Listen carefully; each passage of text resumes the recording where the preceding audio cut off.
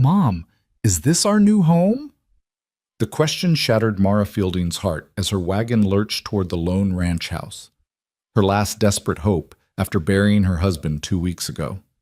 Three starving children huddled beneath a threadbare quilt. No money, no family, no future.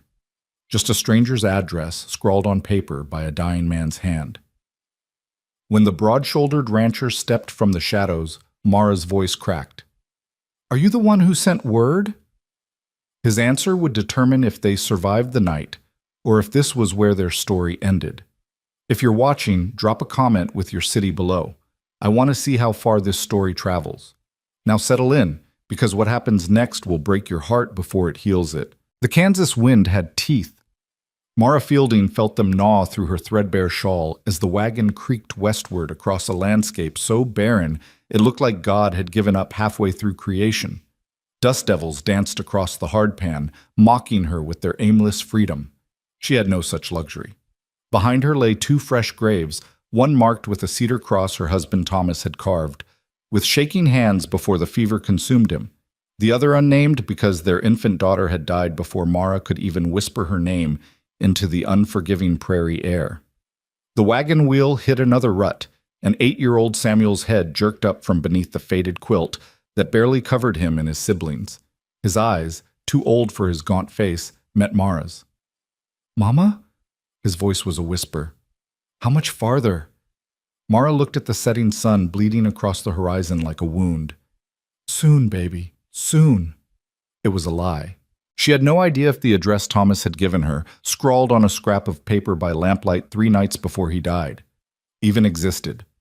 Coulter Briggs, 5 miles west of Redemption Creek. He'll help. He owes me. That was all Thomas had managed before the coughing started again, before the blood came, before Mara had to hold him down as his body convulsed with fever dreams of battles he'd never told her about. In those final hours, Thomas had gripped her hand with surprising strength and rasped, "Promise me. Take the children to Coulter. Promise." She had promised. What else could a dying man's wife do? Now, 2 weeks later, with the last of their food gone, the horse half lame, and her children's ribs showing through their skin like xylophone keys, Mara was keeping that promise. Or trying to.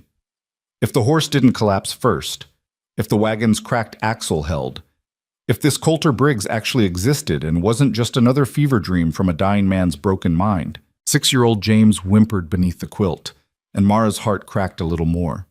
He hadn't spoken since they buried Thomas, just whimpered and clung to his older brother like Samuel was the last solid thing in a dissolving world. "Hush now, Jamie," Samuel murmured, wrapping his thin arms around his little brother. "Mama's going to get us somewhere safe." Mara's throat tightened. Samuel shouldn't have to comfort anyone. He should be playing, laughing, being 8. Instead, he'd helped dig his father's grave with hands too small for the shovel, had stood stone-faced as Mara said words over dirt that couldn't possibly hold all the man Thomas had been. 4-year-old Lily stirred, her small hand clutching a corn-husk doll that had seen better years. "Hungry, Mama." "I know, sweetheart." Mara's voice cracked. "Just a little longer." The horse, a mare they'd named Clementine back when naming things still felt like an act of hope rather than futility, stumbled. Mara's heart lurched. If Clementine went down, they were finished. She couldn't carry 3 children across this wasteland. The wagon held everything they owned, which wasn't much. 2 quilts, a cast-iron pot, Thomas's rifle with 4 bullets, a Bible with the family names written in the front, and the clothes on their backs. "Come on, girl," Mara whispered, more prayer than command. "Just a little farther, please." The landscape offered no comfort. Scrub grass stretched in every direction, broken only by the occasional stunted tree that looked like it had given up on growing tall and settled for just surviving. In the distance, a windmill's blades turned slowly against the darkening sky. The first sign of human habitation Mara had seen in 2 days. Her pulse quickened. Please, God, please let this be it.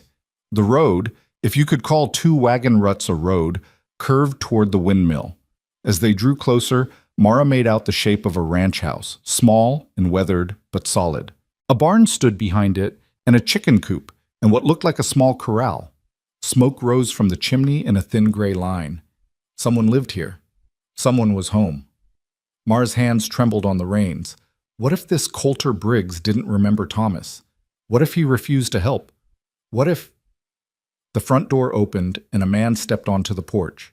Even in the fading light, Mara could see he was big, broad-shouldered and tall, with the kind of physical presence that suggested he'd spent his life wrestling with land and weather and whatever else the frontier threw at him.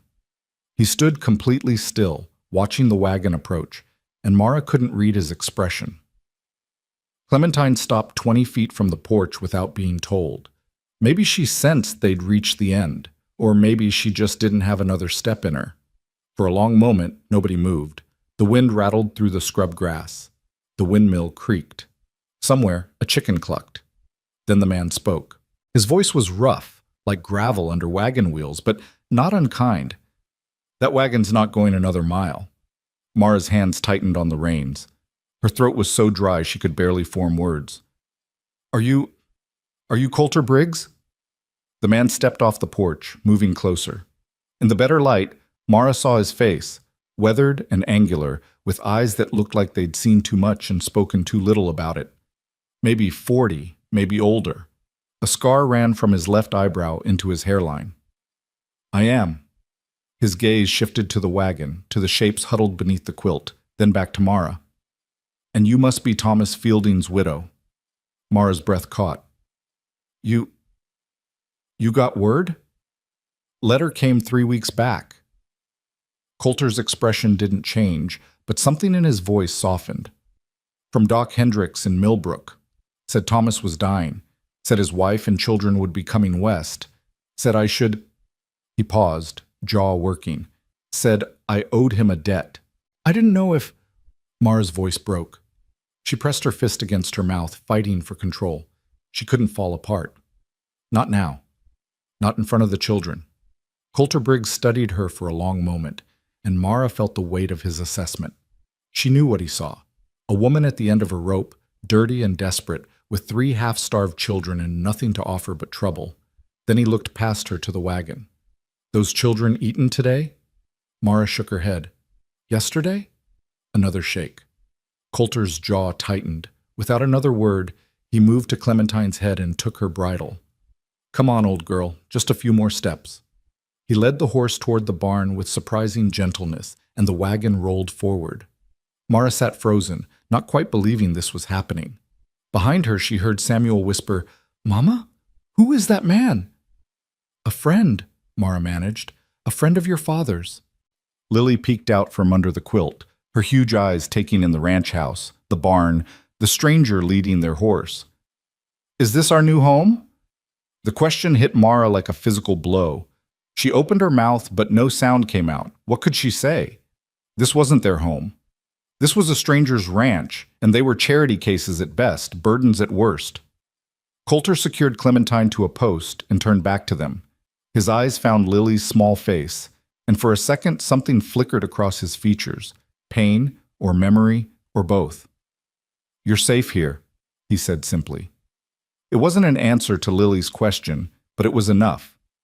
Mara felt something inside her chest, some band of tension she'd been holding for weeks, loosen just slightly. Coulter walked to the wagon's side and looked up at Mara. Up close she could see the lines around his eyes, the silver threading through his dark hair. Can you walk, ma'am? I can. Mara's pride bristled. She might be desperate, but she wasn't helpless. Wasn't meant as insult. Coulter's tone was level. Seen people near the end before. Sometimes they don't realize how far gone they are till they try to stand. He was right. When Mara climbed down from the wagon seat, her legs nearly buckled. Coulter's hand shot out, steadying her with a grip that was firm but not rough. Easy now. Mara gritted her teeth and found her balance. Thank you. Coulter nodded and turned his attention to the wagon bed. Samuel was already climbing out, protective arm around James.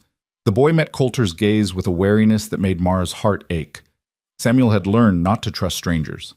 They all had. You must be Samuel, Coulter said. Your pa wrote about you. Said you were steady in a storm. Samuel's eyes widened. Pa talked about me? He did. Coulter reached into the wagon and lifted James out with careful hands. The 6-year-old stiffened but didn't cry out. And you're James. Thomas said you had a gift with animals. James looked at Coulter with something like wonder, and Mara's throat tightened. Thomas had been so proud of the way James could calm spooked horses, how he'd spend hours watching birds and squirrels, learning their patterns. But that James, the curious, gentle James, had disappeared into silence when Thomas died. Finally, Coulter reached for Lily. The little girl clutched her corn-husk doll but let herself be lifted. And you're Lily. Your pa said you were brave as a badger. What's a badger? Lily whispered. Small thing with a lot of fight.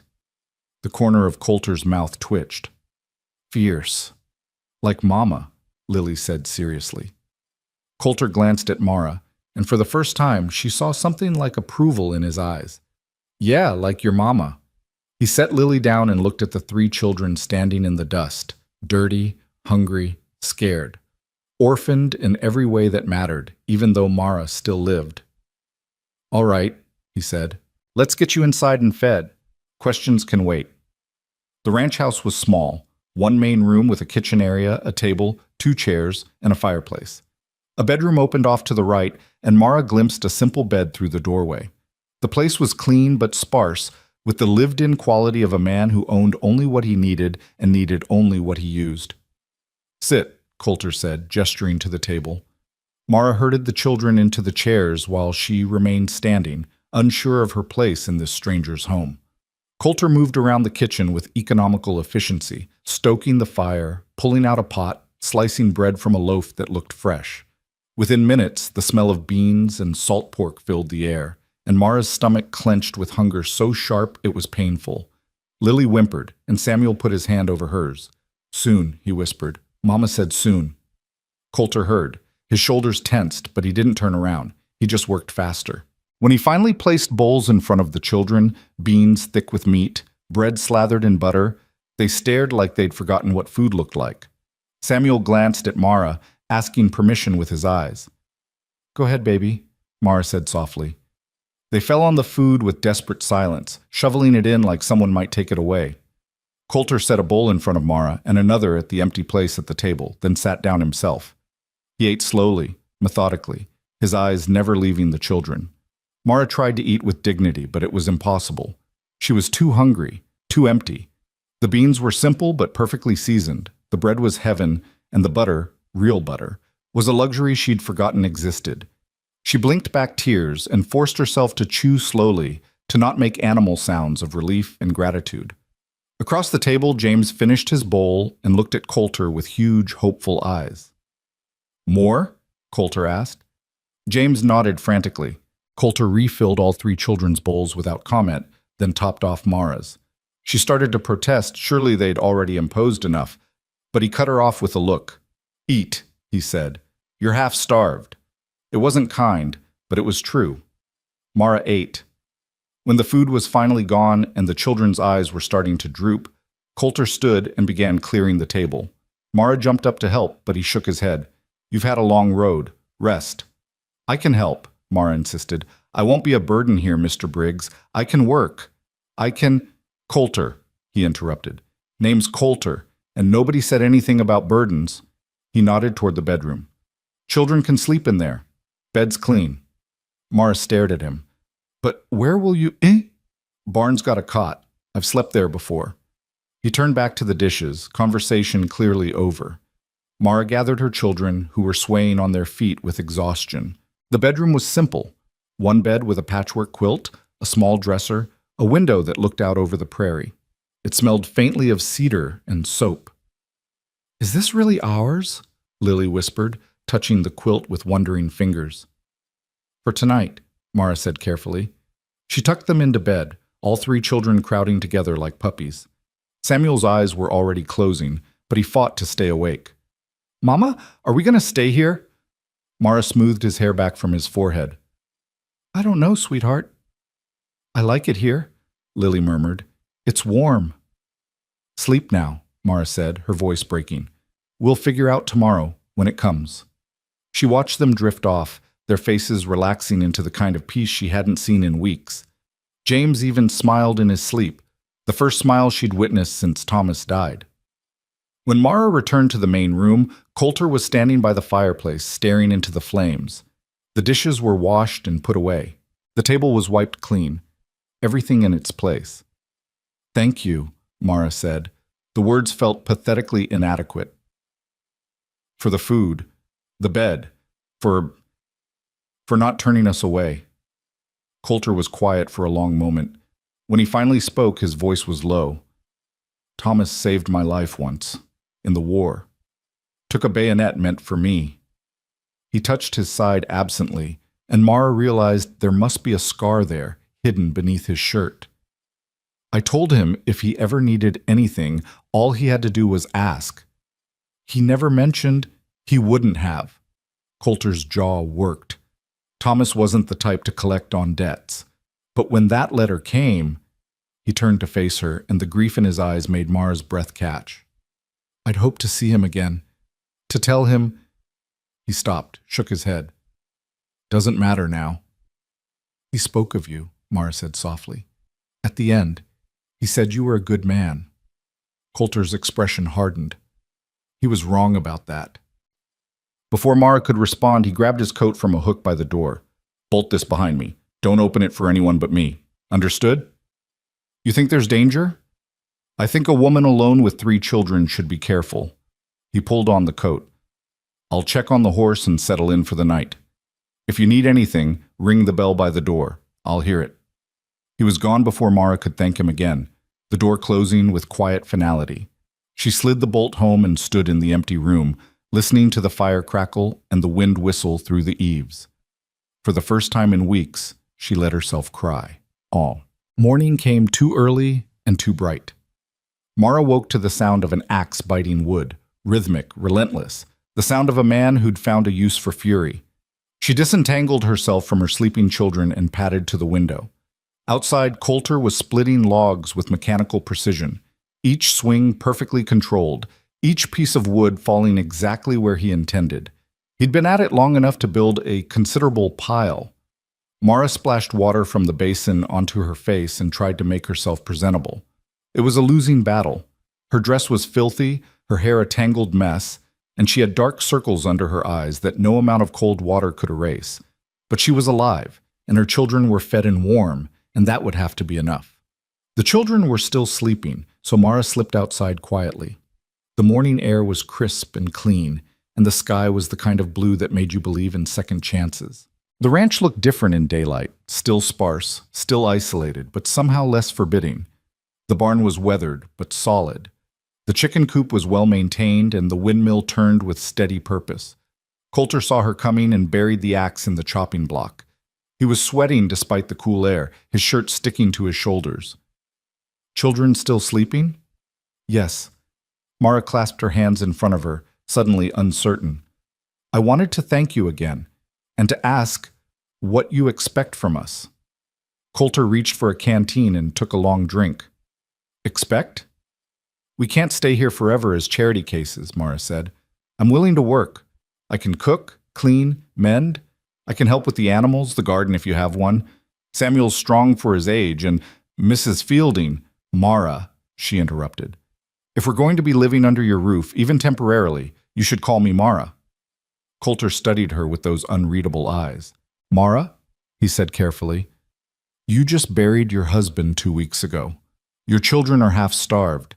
You don't need to prove your worth to me." "Then what do you want?" The question came out sharper than she intended. "Everyone wants something, Mr. Briggs, Coulter. Nobody helps strangers out of pure goodness." "Thomas wasn't a stranger."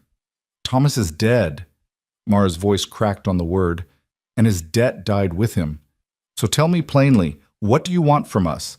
Because I won't have my children raised on uncertain charity, never knowing when the hammer's going to fall." Coulter set down the canteen. When he spoke, his voice was surprisingly gentle. "Your husband saved my life, Mara. He took a wound that should have killed him, and he survived it long enough to get me to a field hospital. I've carried that debt for 15 years. Now he's gone, and I can't repay him. But I can make sure his children have a roof over their heads and food in their bellies." He paused. "That's all I want, to balance the scales."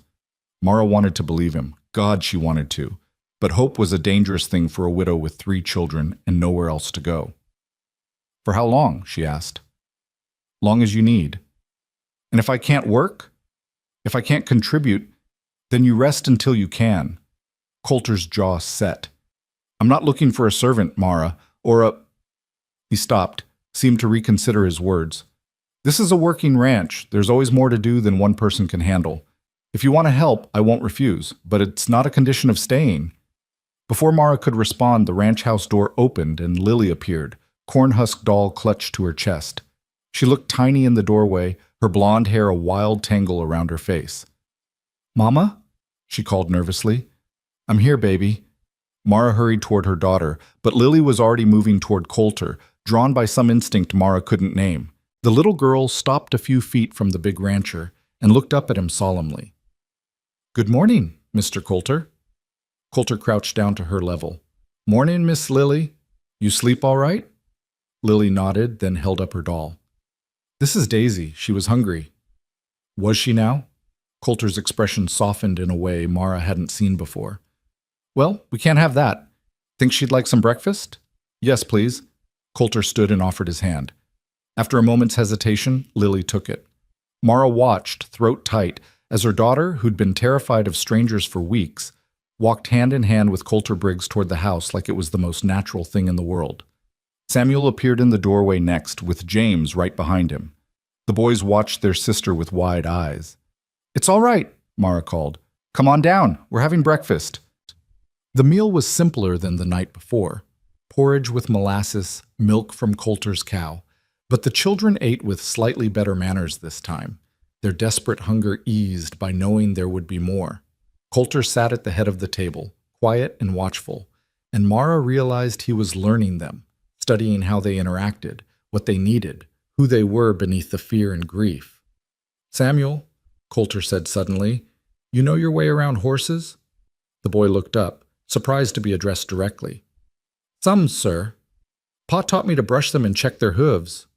Your mama's mare needs tending. Thought you might help me with that after breakfast. Pride flickered across Samuel's face, the first Mara had seen in weeks. Yes, sir. I can do that. James, Coulter continued, chickens need feeding. Think you can handle that? James didn't speak, but he nodded eagerly.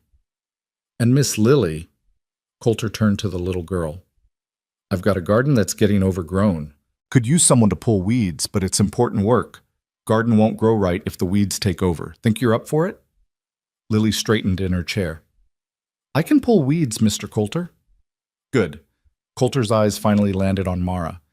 That leave you free to rest, or if you're determined to work, I've got mending that's piled up for months. It was brilliantly done, Mara realized.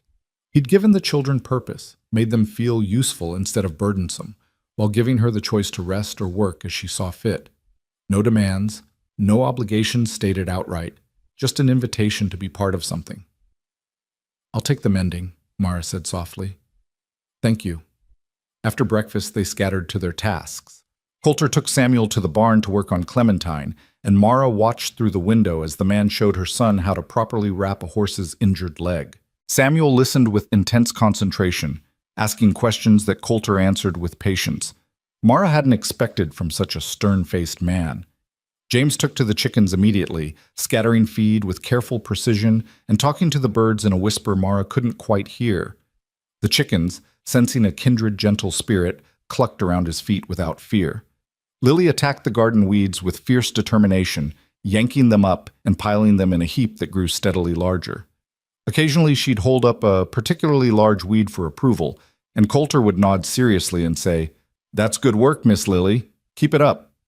And Mara sat by the window with a basket of mending, shirts with torn elbows, socks with holes, a pair of work pants with a split seam, and felt something inside her chest begin to unknot. Her hands knew this work. She'd been mending Thomas's clothes for years, darning and patching and making do with what they had. The rhythm of needle and thread was meditative, familiar, safe. For the first time since Thomas died, Mara allowed herself to imagine a future that didn't involve constant terror. Maybe they could stay here for a month, maybe 2. Long enough for the children to recover their strength, for her to figure out what came next. Maybe she could find work in the nearest town, save up enough for... A shadow fell across her work. Mara looked up to find Coulter standing in the doorway, hat in hand. Wanted to check if you needed anything. We're fine. Mara set down her mending. Coulter, I need to ask you something. All right. When you said we could stay as long as we needed, she hesitated, choosing her words carefully. Did you mean days? Weeks? Coulter was quiet for a long moment. Finally, he said, I meant what I said. Long as you need. But practically speaking, Mara, he cut her off gently. I don't know what you're planning for the future. Maybe you've got family somewhere, friends who can take you in. Maybe you're planning to head to a city, find work. That's your business, and I won't pry. But while you're here, you're safe. You and the children, that's all that matters right now. But what about one day at a time, Coulter said firmly. That's how you survive out here. One day, one task, one sunrise. Don't borrow tomorrow's troubles when today's are heavy enough. It was good advice, practical, the kind of wisdom you learn by living through hard things. Mara nodded. One day at a time. Good. Coulter put his hat back on. I'm heading into town for supplies. Be back before dark. You'll be all right here? We'll be fine. He paused at the door. Bolt it behind me. And Mara? If anyone comes around asking questions, you tell them nothing. Understood? A chill ran down Mara's spine. You expecting trouble? No, Coulter said. But I don't take chances with women and children. He was gone before she could ask what he meant. The day passed in a peaceful rhythm that felt almost dangerous in its normalcy. The children worked their assigned tasks with growing confidence, and Mara made her way through the mending basket. By afternoon, she ventured into making a proper supper, salt pork and beans again, but with fresh-baked bread and canned peaches Coulter had told her to help herself to. When Coulter returned at dusk, wagon loaded with supplies, the children ran to greet him like he was a returning hero instead of a man who'd been gone for a few hours. Mr. Coulter, Lily called, I pulled all the weeds. Did you now? Coulter climbed down from the wagon, and Mara saw he was carrying packages. Well, I brought something for hard workers. He handed each child a peppermint stick, a luxury that made their eyes go huge with wonder, and then pulled out a cloth-wrapped bundle for Mara. What's this? She asked. Fabric, Coulter said gruffly. Thought you and the children could use new clothes. There's thread and needles, too. Mara unwrapped the bundle with shaking hands. Inside was good sturdy cotton, enough to make dresses for herself and Lily, shirts and pants for the boys. The fabric was simple but well made, in colors that would wear well. It must have cost— I can't accept this, Mara said, even though every fiber of her being wanted to. It's too much. It's practical, Coulter said. Can't have you all wearing rags through the winter. Makes the ranch look bad. It was a lie, a kind one, and they both knew it. But it gave Mara a way to accept without feeling like she was taking charity. Thank you, she said softly. I'll start on it tomorrow. That night, after the children were asleep and Coulter had retreated to the barn, Mara sat by the fire and ran her hands over the fabric. Tomorrow she would cut and sew. Tomorrow she would begin rebuilding something from nothing. Tomorrow, and the day after, and the day after that. One day at a time. Outside, the wind whispered across the prairie, and for the first time in weeks, it didn't sound like a threat. It sounded like a promise. The days began to blur together in a way that felt like healing. Mara woke each morning to the sound of Coulter chopping wood or tending the animals, his movements precise and purposeful in the pre-dawn darkness. She'd rise quietly, careful not to wake the children, and start the fire, put coffee on to boil, begin the day's bread. By the time Coulter came in from the barn, the kitchen would smell of yeast and wood smoke, and he'd nod his approval without saying much of anything. They'd established a rhythm without ever discussing it. Coulter would eat quickly and head back out to start the day's work, and Mara would wake the children and feed them breakfast before sending them to their morning chores. Samuel had taken to shadowing Coulter whenever possible, learning how to mend fence posts and repair tack and read the weather in the clouds. James spent hours in the chicken coop, talking to the birds in that whisper-soft voice that was slowly finding its way back to normal speech. And Lily followed everyone, helping where she could, and chattering enough for all of them combined. It had been 2 weeks since they'd arrived, and already Mara could see the difference. The children's faces had filled out. Their eyes had lost that haunted, hollow look. Samuel smiled sometimes. James had said 3 whole sentences yesterday. Lily sang made-up songs while she worked in the garden. They were becoming children again instead of survivors. Mara herself felt stronger, though she was careful not to let her guard down completely. This peace was borrowed, temporary. She knew that. But for now, she let herself sink into the work, mending and cooking and cleaning, making herself useful enough that when the time came for them to leave, Coulter would at least feel he'd gotten something in return for his kindness. She was hanging laundry on the line one morning when Coulter approached, leading a saddled horse.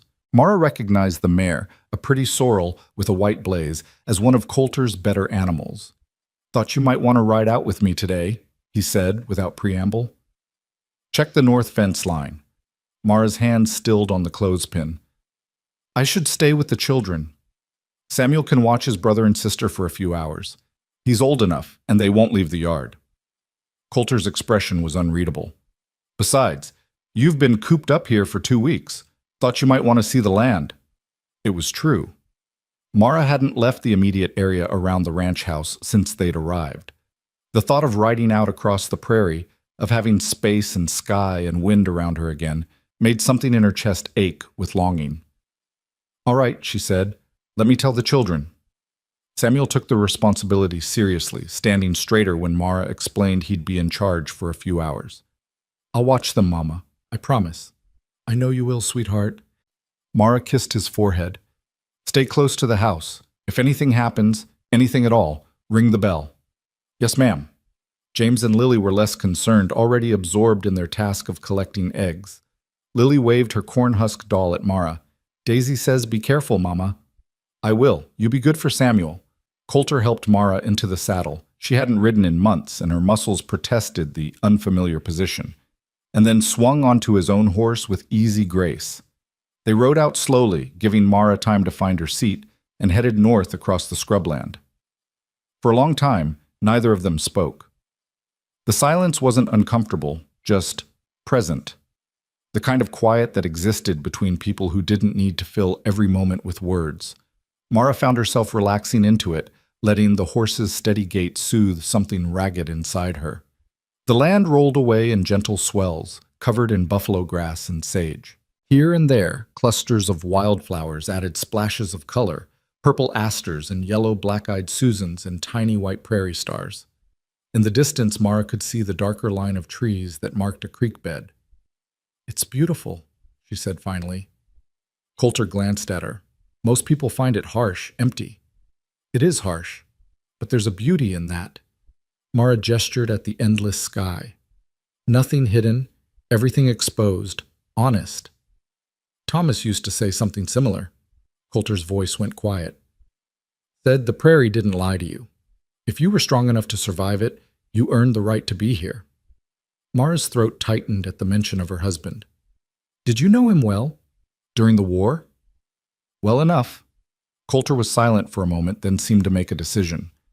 "We served in the same company, Kansas Volunteers. Thomas was a corporal, steady under fire, good with the men. He had a gift for keeping people calm when everything went to hell." "He never talked about the war much," Mara said. "Just pieces. When the nightmares were bad." "Most men don't." Coulter's jaw worked. "Not the ones who saw the worst of it." They rode on, and Mara found herself asking the question that had haunted her since Thomas's feverish confession. "The bayonet. When he took the wound for you? What happened?" Coulter's hands tightened on the reins. For a moment, Mara thought he wouldn't answer. Then he said, "Shiloh. Second day. We were holding a position in a peach orchard, and the rebels came through like demons. I got separated from my unit, took a rifle butt to the head. Went down hard." He touched the scar on his forehead, absently. "Came to with a Reb standing over me, bayonet raised. I was done. Knew it. Then Thomas came out of nowhere, tackled the man, took the bayonet in the ribs instead of me taking it in the throat." Mara's breath caught. "He never said it was that close." "He wouldn't have." Coulter's voice was rough. "Thomas carried me back to our lines while bleeding from a sucking chest wound. Shouldn't have survived. But he did because he was too damn stubborn to die on a battlefield. Spent 3 months in a hospital tent, then went right back to the company." He paused. He saved 6 other men before the war ended. Did you know that? Mara shook her head, unable to speak. Your husband was a hero, Mara, a real one. Not the kind they write about in newspapers, but the kind that matters, the kind who saves people because it's the right thing to do, not for glory. Coulter met her eyes.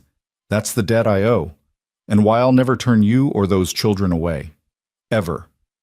The weight of his words settled over Mara like a blanket, heavy but not suffocating, comforting almost. For the first time since Thomas died, she felt like someone understood the magnitude of what she'd lost.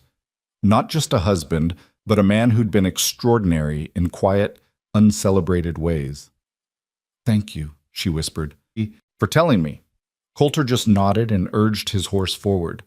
They rode on in silence until they reached the fence line, a sturdy construction of posts and wire that stretched east and west as far as Mara could see. This is the northern boundary, Coulter said, dismounting. Marks my land from the open range. Needs checking regular. Cattle from the neighboring ranches sometimes push through, and the wire breaks in bad weather. He walked the fence line slowly, testing posts and examining wire connections while Mara watched from horseback. It was methodical work, the kind that required patience and attention to detail. The kind of work, Mara realized, that suited Coulter's temperament perfectly. How long have you had this ranch? She asked.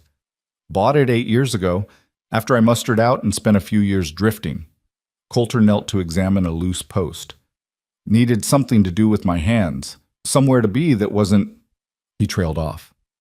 Haunted? Mara supplied softly. Coulter glanced up at her, and something in his expression shifted.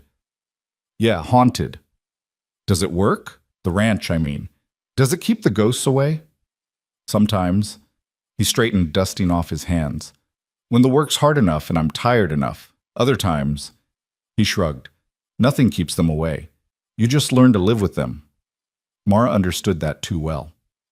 The ghost of Thomas followed her everywhere, in the way Samuel tilted his head when he was thinking, in James's gentle hands, in Lily's fearless questions. She saw him in every memory, heard him in every silence. I dream about him, she said suddenly, almost every night. Sometimes they're good dreams.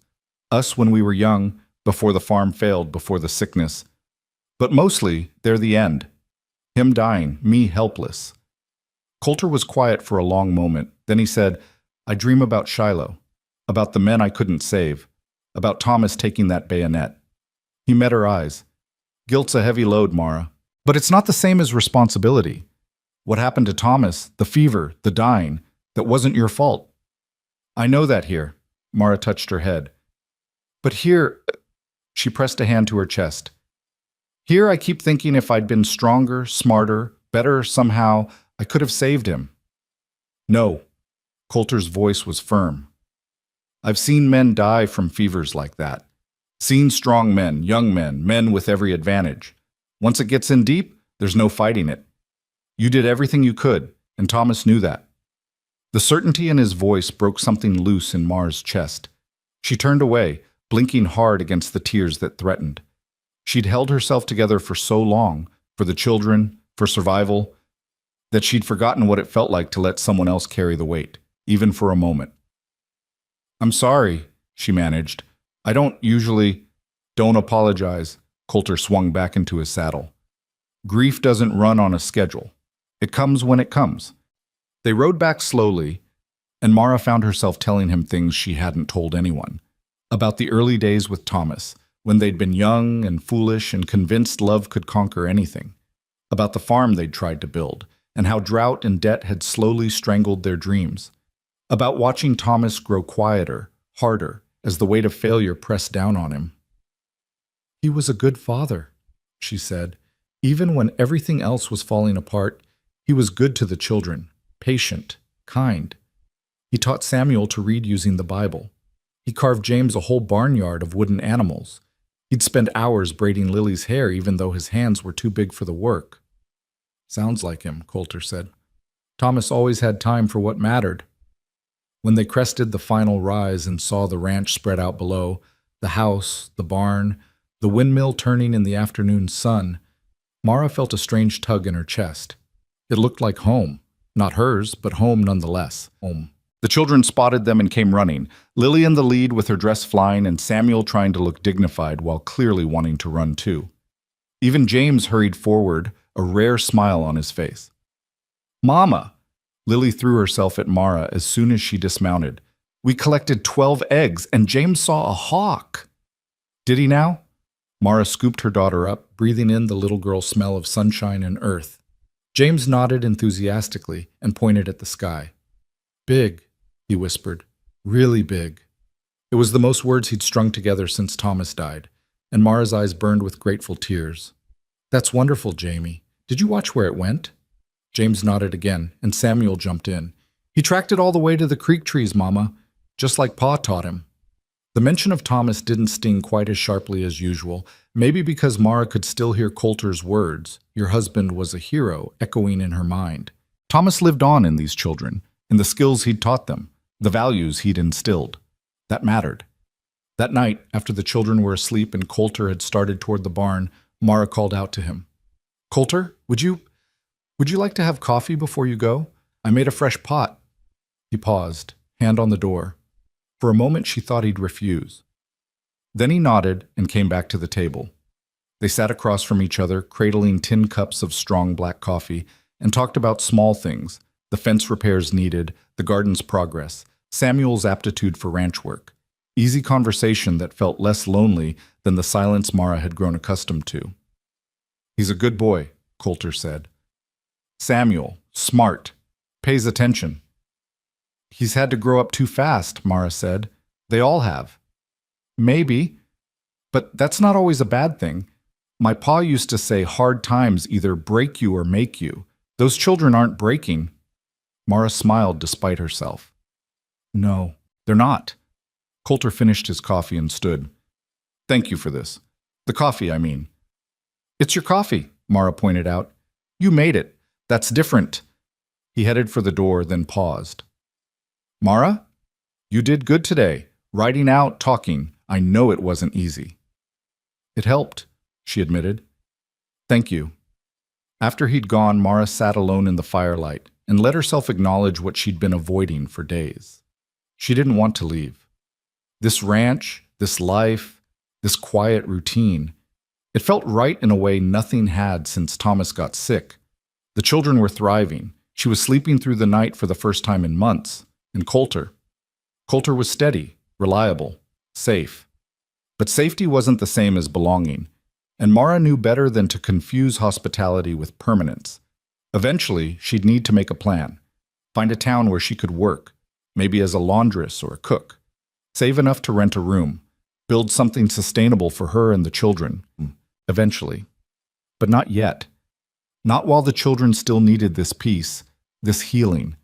Not while Mara herself was still learning how to breathe without Thomas. One day at a time, she reminded herself, just like Coulter said. One day at a time. The weeks rolled on, marked by small changes. Samuel grew another inch and started wearing one of Coulter's old hats. James began talking in full sentences again, usually to the chickens, but sometimes to people too. Lily's laughter became a constant soundtrack to the ranch, bright and unrestrained. And Mara sewed. She made the children new clothes from the fabric Coulter had bought.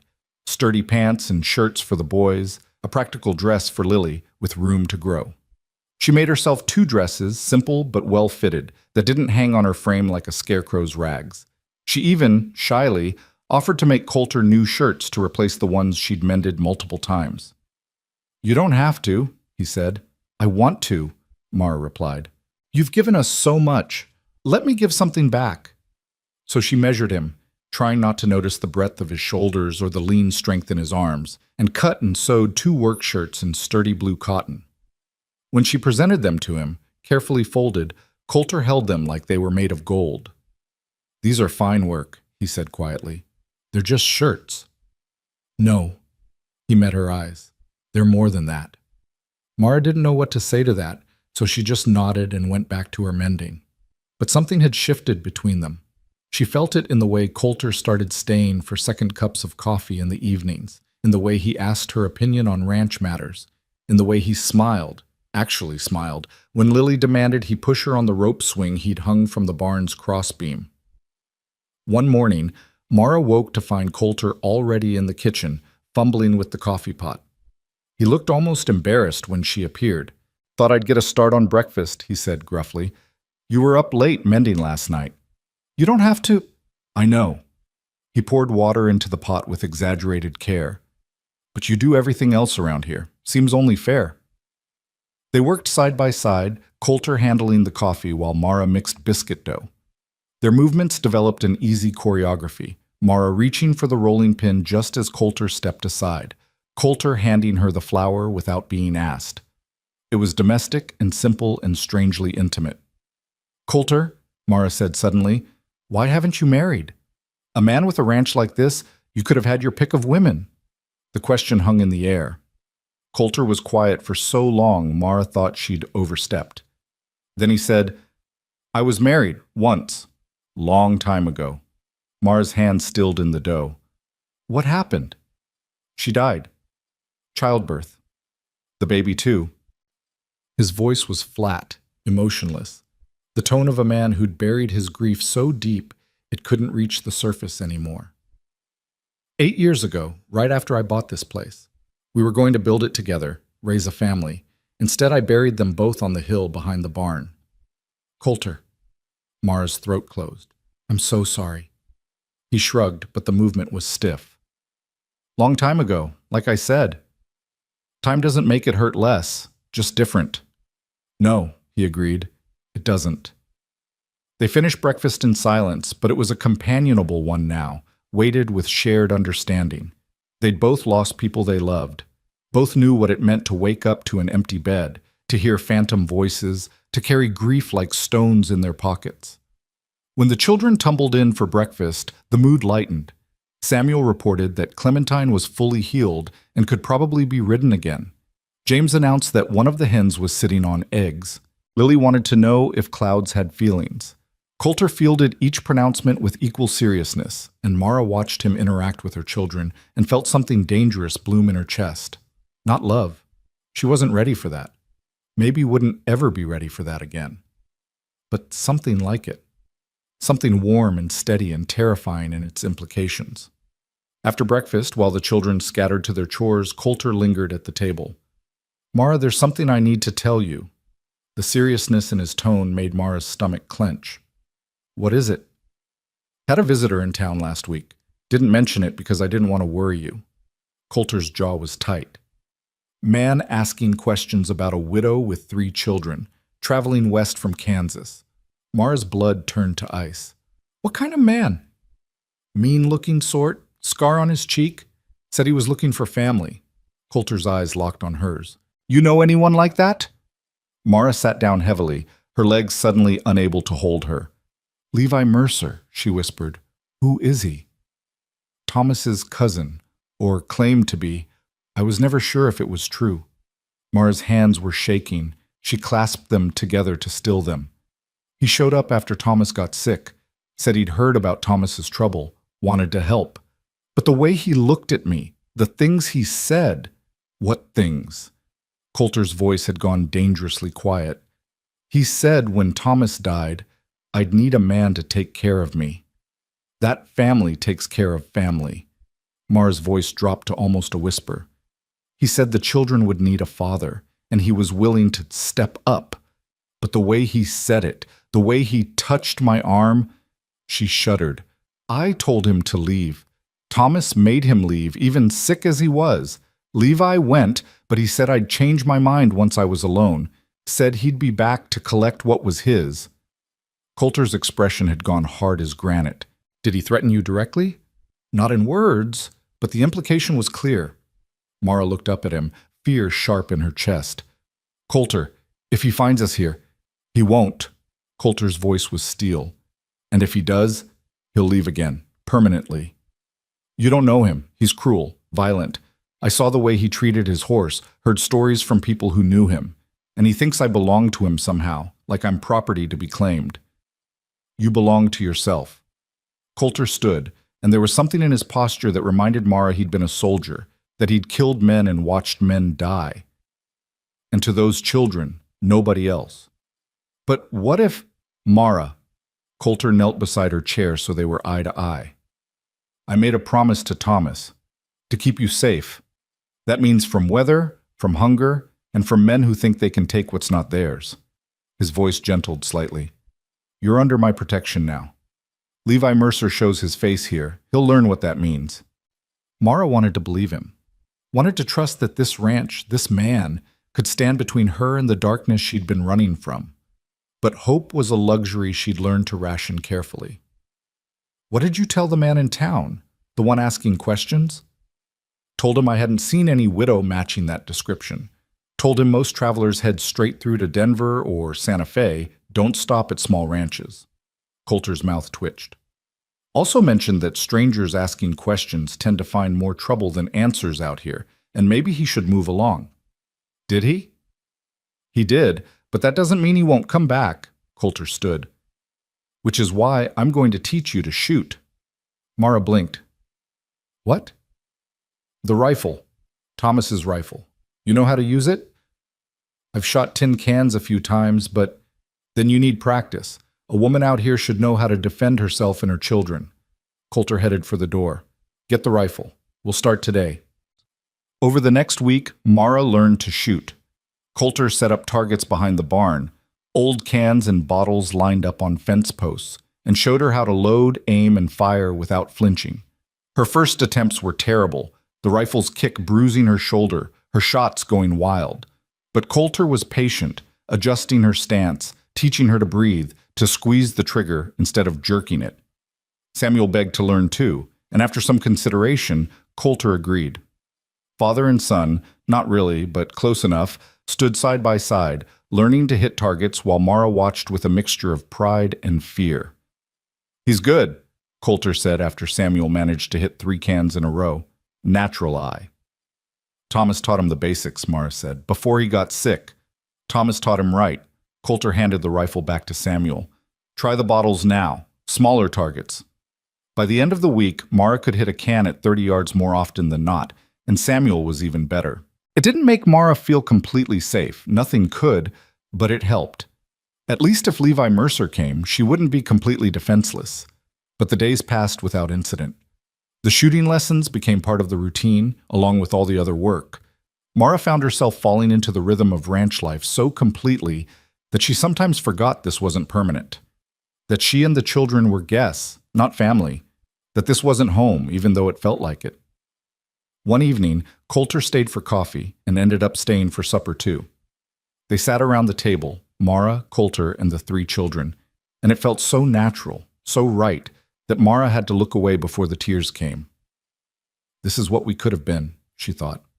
Thomas, the children, me, sitting around a table, safe and fed and whole. But Thomas was gone, and this table belonged to another man, and Mara was fooling herself if she thought otherwise. After the children went to bed, Mara and Coulter sat by the fire, nursing coffee in comfortable silence. Finally, Coulter spoke. "You're good at this, you know. The ranch work, the children, all of it." Mara looked at him in surprise. "I'm just doing what needs doing." "No, you're doing more than that." Coulter stared into his cup. "This place feels different with you here. Feels alive again." The words hung between them, heavy with meaning Mara wasn't sure she was ready to examine. Before she could respond, Coulter stood abruptly. "I should check on the animals," he said, not meeting her eyes. "Good night, Mara." He was gone before she could answer, leaving Mara alone with the fire and thoughts she didn't know what to do with. The ranch felt alive again. What did that mean? And more importantly, what did Mara want it to mean? She sat there long after the fire burned down to embers, trying to answer questions she wasn't ready to ask. The answer came 3 days later, nailed to the fence post like a declaration of war. Mara found it on her way back from feeding the chickens, a single piece of paper fluttering in the morning breeze. Her hands went cold even before she unfolded it and saw the words scrawled in harsh, angular handwriting. "Mara, I know you're here. Been watching. You can't hide from family. I'm coming to collect what's mine. 3 days. Be ready. Levi." The paper slipped from Mara's fingers and tumbled across the dusty yard. Her vision narrowed to a pinpoint, her breath coming in short, panicked gasps. He'd been watching. How long? How many days had she felt safe while Levi Mercer lurked somewhere in the scrubland, biding his time? Mama? Mara spun to find Samuel standing in the barn doorway, concern etched across his young face. She tried to school her expression into something that wouldn't terrify him, but her hands were shaking too badly to hide. Get Coulter, she managed, right now. Samuel took one look at her face and ran. Coulter appeared within minutes, striding across the yard with Samuel trailing behind. He took in Mara's pale face, the scattered paper, and his jaw went tight. Without a word, he retrieved the note and read it, his expression growing darker with each word. Samuel, he said quietly, not taking his eyes off the paper, take your brother and sister inside. Stay there until your mama or I come get you. But now, son. Something in Coulter's tone made Samuel obey without further argument. The boy disappeared into the house, and Mara heard him calling for James and Lily in a voice that tried to sound calm but didn't quite succeed. Coulter crumpled the note in his fist. How long were you out here alone? Just a few minutes. I came to feed the chickens and... Mara's voice broke. Coulter, he's been watching us. Watching the children. For how long? Days? Weeks? Doesn't matter. Coulter's voice was hard as iron. What matters is he's not taking you anywhere. You don't understand. Levi's not like other men. He's cruel, and he's patient, and he thinks I'm his property because Thomas is dead, and... Mara wrapped her arms around herself, trying to stop the shaking. I can't let him near the children. I won't. I'll leave. Tonight. We'll go somewhere he can't find us. No. Coulter caught her arm, not roughly but firmly enough to make her meet his eyes. Running won't solve this. Men like Levi Mercer, they're hunters. You run, you become prey. He'll track you down, and next time there won't be anyone to stand between you. So what do you suggest? We just wait for him to come and we prepare. Coulter released her arm and started toward the barn. And when he comes, we make sure he understands that you're under my protection, that this ranch is my land and he's trespassing. Mara hurried after him. Protection won't be enough. Not for Levi. He'll see it as a challenge. Good. Coulter pulled down his rifle from its rack, checking the chamber with practiced efficiency. Let him challenge. I didn't survive Shiloh by backing down from fights. This isn't a battlefield, Coulter. There are no rules out here. Exactly. Coulter looked at her, and Mara saw something in his eyes that made her breath catch. Not anger, but cold, focused determination. The look of a man who'd made a decision and wouldn't be swayed from it. Which means I'm not bound by rules either. Levi Mercer wants a fight. He'll get one. But he won't win. Despite her fear, Mara felt a flicker of something else. Hope, maybe. Or trust. This man, this quiet, steady rancher, was willing to stand between her children and danger. Was willing to risk himself for a promise made to a dead friend. Why? She whispered. Why would you do this? We're nothing to you. Strangers who showed up on your doorstep. Coulter set down the rifle and turned to face her fully. You're not strangers. Not anymore. And even if you were... He paused, seeming to choose his words carefully. I told you before, this ranch felt dead until you came. Like I was just going through motions, waiting for something I couldn't name.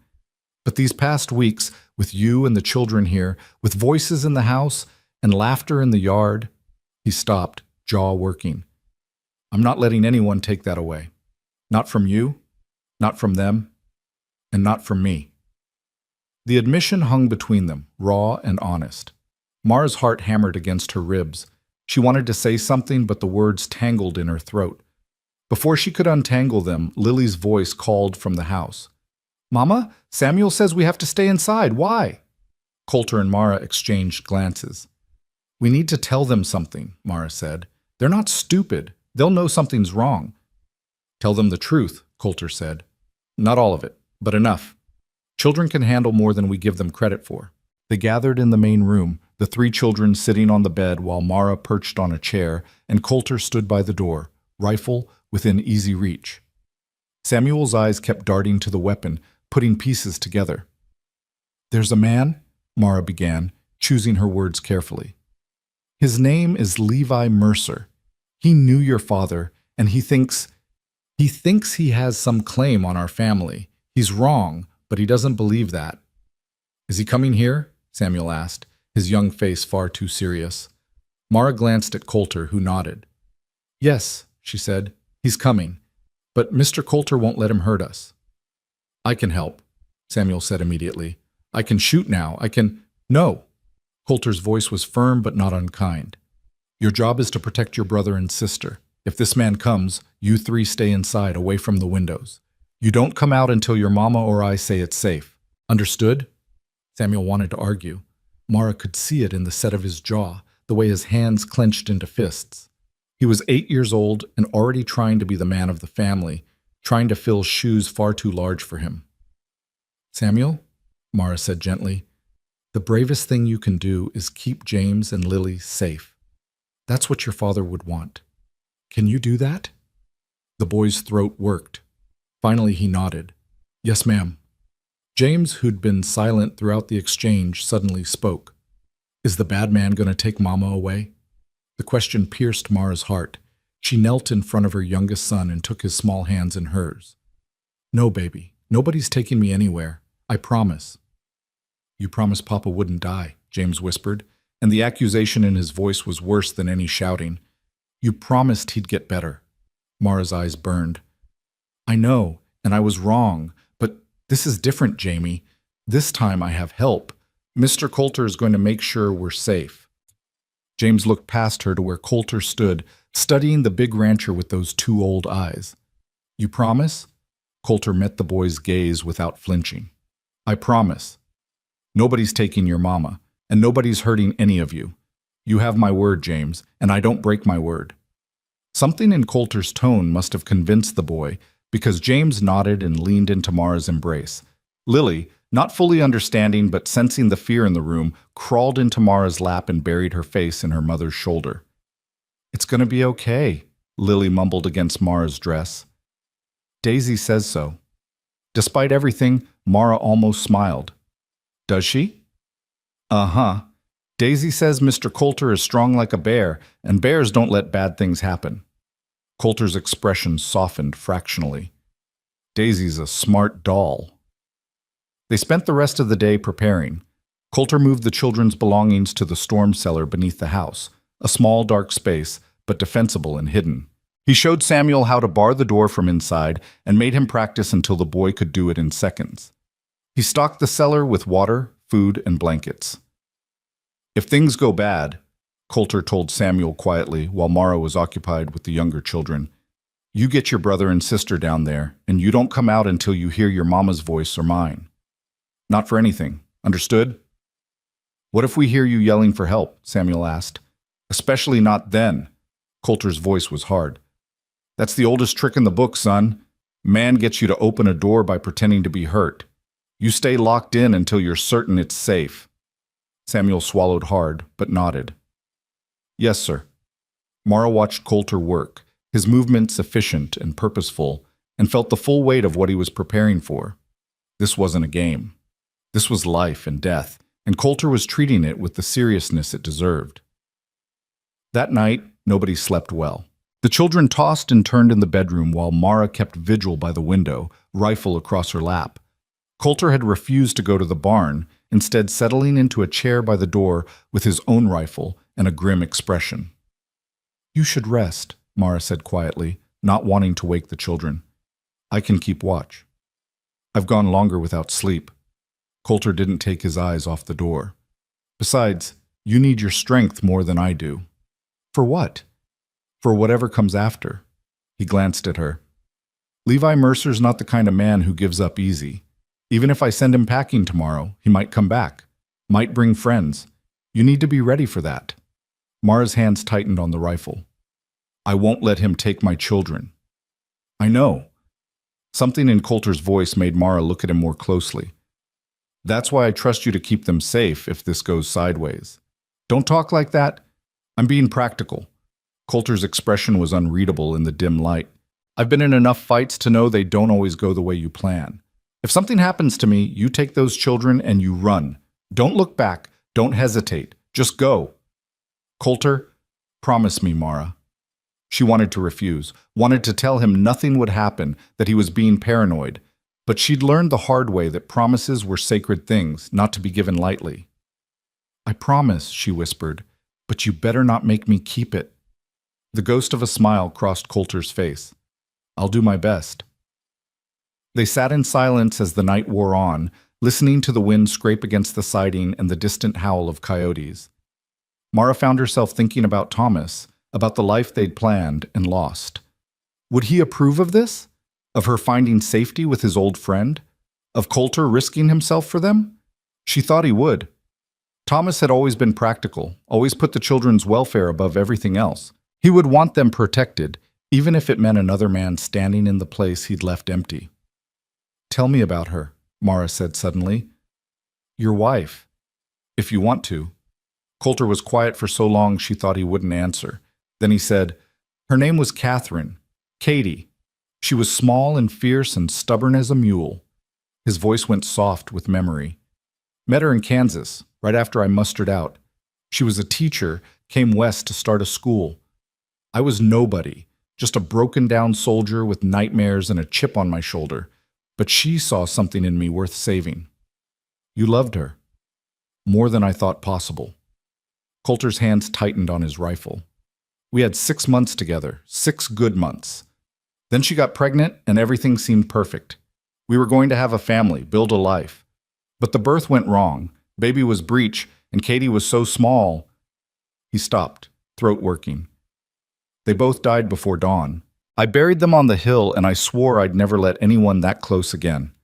Mara's heart ached for him. I'm sorry. Don't be. It was 8 years ago. I've made my peace. Have you? Mara asked gently, because it sounds like you've been living in a grave with them. Coulter turned to look at her, and in his eyes Mara saw recognition. He knew what she was doing, reflecting his own words about grief back at him.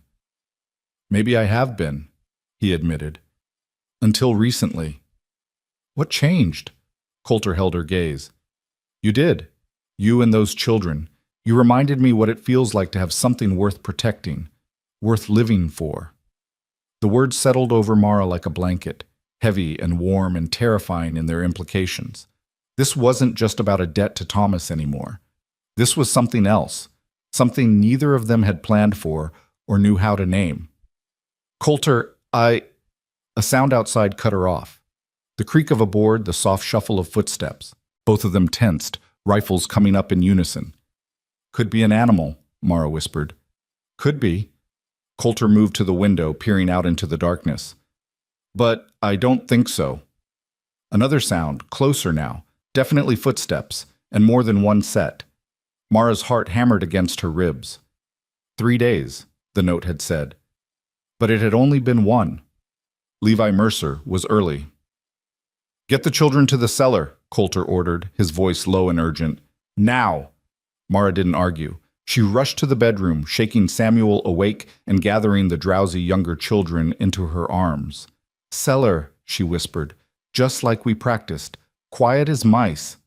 Samuel's eyes went wide and scared, but he obeyed, helping James down the ladder while Mara carried Lily. The little girl whimpered against her shoulder. Shh, baby, Mara soothed. We're playing hide and seek. You have to be very quiet. I don't like this game, Lily whispered. I know. But you're brave, remember? Brave as a badger. Once all 3 children were in the cellar, Mara pressed the rifle into Samuel's hands. You remember what Mr. Coulter taught you? The boy nodded, his small hands gripping the weapon with determination that made Mara's heart break and swell with pride simultaneously. Don't open this door for anyone but me or Coulter. Not for anyone. Do you understand? Yes, Mama. Mara kissed each of her children, lingering over them like it might be the last time. Then she climbed out and lowered the trap door, sliding the rug over it to hide it from view. If someone didn't know it was there, they'd never find it. She made it back to the main room just as a voice called from outside. Mara, I know you're in there. Come on out and let's talk like civilized people. Levi Mercer's voice was smooth as oil and just as slippery. Mara's skin crawled at the sound of it. Coulter positioned himself by the door, rifle ready. Stay back, he told Mara. Let me handle this. But Mara moved to stand beside him, her own rifle raised. He's here for me. I won't hide. Coulter looked like he wanted to argue, but there was no time. Outside, Levi was still talking. Now I know you're scared, Mara. Alone out here with those children. No man to protect you. But family takes care of family. Thomas would want me to step up, be a father to his kids, a husband to his widow. It's only right. The presumption in his words made Mara's blood boil. Before Coulter could stop her, she called out, "I'm not alone, Levi, and I don't need your help. Go away." Silence. Then Levi's laugh, ugly and knowing. "Who you got in there with you, Mara? That rancher? The war buddy?" His voice turned mocking. "You move fast, don't you? Thomas barely cold in the ground, and you're already warming another man's bed." Mara flinched at the crude implication, but Coulter's expression didn't change. "Don't let him get to you," he murmured. "That's what he wants." "Smart man, that Coulter Briggs," Levi continued, his voice closer now. "But he's just one man, and I brought friends. 3 of us out here, all armed. Now, we can do this easy, or we can do it hard. Your choice, Mara." Coulter swore under his breath. 3-to-1 odds. Not impossible, but not good either. "What do we do?" Mara whispered. "We stand our ground." Coulter raised his voice. "Mercer, you're on private property. You and your friends need to move along, now." "Or what?" Levi's voice was taunting. "You gonna shoot us? That's murder, Briggs. Law won't take kindly to that." "Self-defense," Coulter corrected. "Armed men threatening a widow and her children on my land. Any judge would call it justified." "Maybe." Levi sounded unconcerned. "But we're a long way from any judge, aren't we? Long way from any law at all." Movement in the darkness, shapes separating from shadows. Mara counted 3 figures spreading out around the house, trying to surround them. Her hands tightened on the rifle. "Last chance, Mara," Levi called. "Come out peaceful, bring the children, and we'll leave the rancher in one piece. Otherwise—" He let the threat hang. Mara's mind raced. 3 armed men against 2 defenders with her children hiding in the cellar. If shooting started, there was no guarantee how it would end. But giving in to Levi meant a life of being owned, of watching him twist her children into something dark and cruel. No, better to die fighting than live as someone's possession. "My answer is no," she called out, her voice stronger than she felt. "Now get off this land before someone gets hurt." Levi's laugh was sharp as broken glass. "Wrong answer, Mara. Boys, teach them some manners." The first shot shattered the window, spraying glass across the floor. Mara ducked instinctively, her heart in her throat.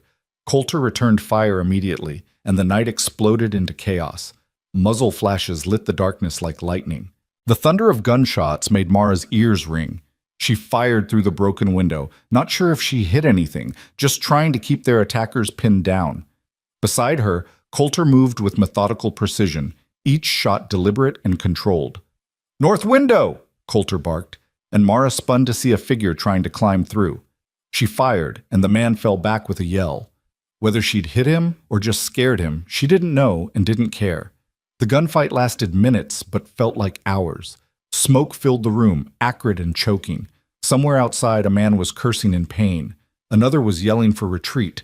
And through it all, Levi Mercer's voice kept taunting, kept pushing. Then, abruptly, silence. Mara's ears rang in the sudden quiet. Her hands shook so badly she could barely hold the rifle.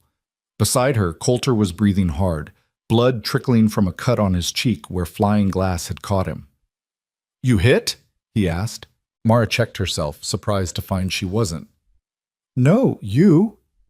"Just scratched." Coulter moved cautiously to the window, peering out. "They're pulling back, regrouping probably." "Is it over?" "Not yet." Coulter's jaw was set. "Men like Levi don't give up that easy. They'll wait for dawn, try again when they can see better." As if to confirm his words, Levi's voice drifted through the darkness. "This isn't finished, Mara. You can't hide in there forever. Sooner or later you'll have to come out, and when you do, I'll be waiting." The threat hung in the air like smoke. Mara sank into a chair, adrenaline draining away and leaving her hollow and shaking. "The children," she managed. "Are safe," Coulter assured her. "Cellar's solid. They probably didn't even hear much through all that earth." But Mara needed to see for herself. She moved the rug aside and knocked on the trapdoor. 3 quick raps, then 2 slow ones, the signal they'd agreed on. After a moment, she heard the bar slide back and Samuel's white face appeared. "Mama?" We're all right, sweetheart. Are you? Samuel nodded, though his eyes were huge with fear. Behind him, Mara could see James and Lily huddled together under a blanket, Lily clutching her cornhusk doll like a talisman. Stay down there a while longer, Mara said. It's not safe yet. Is the bad man gone? Not yet, but he will be. Mr. Coulter's making sure of it. She tried to smile reassuringly. Be brave for your brother and sister, Samuel. Can you do that? Yes, Mama. Mara closed the trapdoor and replaced the rug, then returned to Coulter's side. He was still watching the darkness, rifle at the ready. What now? She asked. Now we wait. Coulter glanced at her. And we pray they're not stupid enough to try again. But Mara knew, with a cold certainty that settled in her bones, that Levi Mercer was exactly that stupid, and that before the sun rose, this night would demand more blood. The hours before dawn crawled by like wounded animals. Mara kept watch at the south window, while Coulter monitored the north, both of them straining to catch any sound, any movement in the darkness beyond. The silence was worse than the gunfire had been. At least during the fight, Mara had known where the danger was. Now it could be anywhere, creeping closer with every breath. They're still out there, Coulter said quietly. I can feel them. Mara knew what he meant. The air itself felt wrong, charged with malice and waiting violence.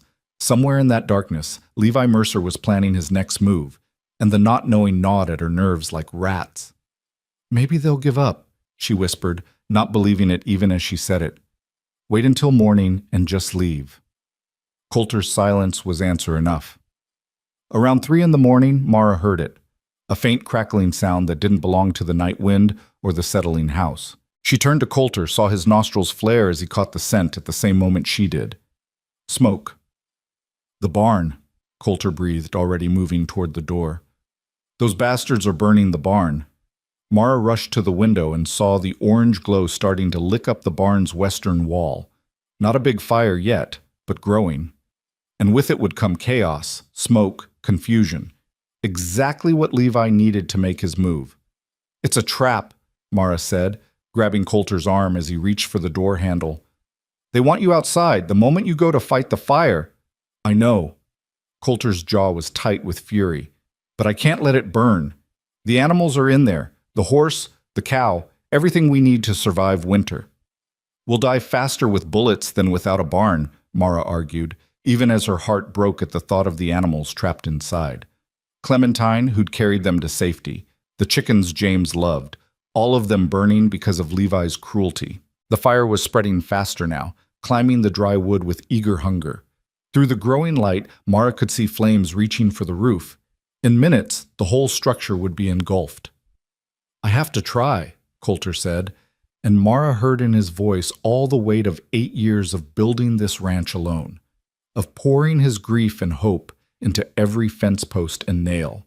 The barn wasn't just wood and stone to him. It was survival. It was purpose. It was the life he'd built from ashes. Then I'm coming with you, Mara said. No, you stay here. Protect the children. The children are safe in the cellar. You'll be dead in the cellar if you go out there alone. Mara grabbed her rifle and checked the chamber. 2 guns are better than 1, and I'm not asking permission, Coulter. I'm telling you.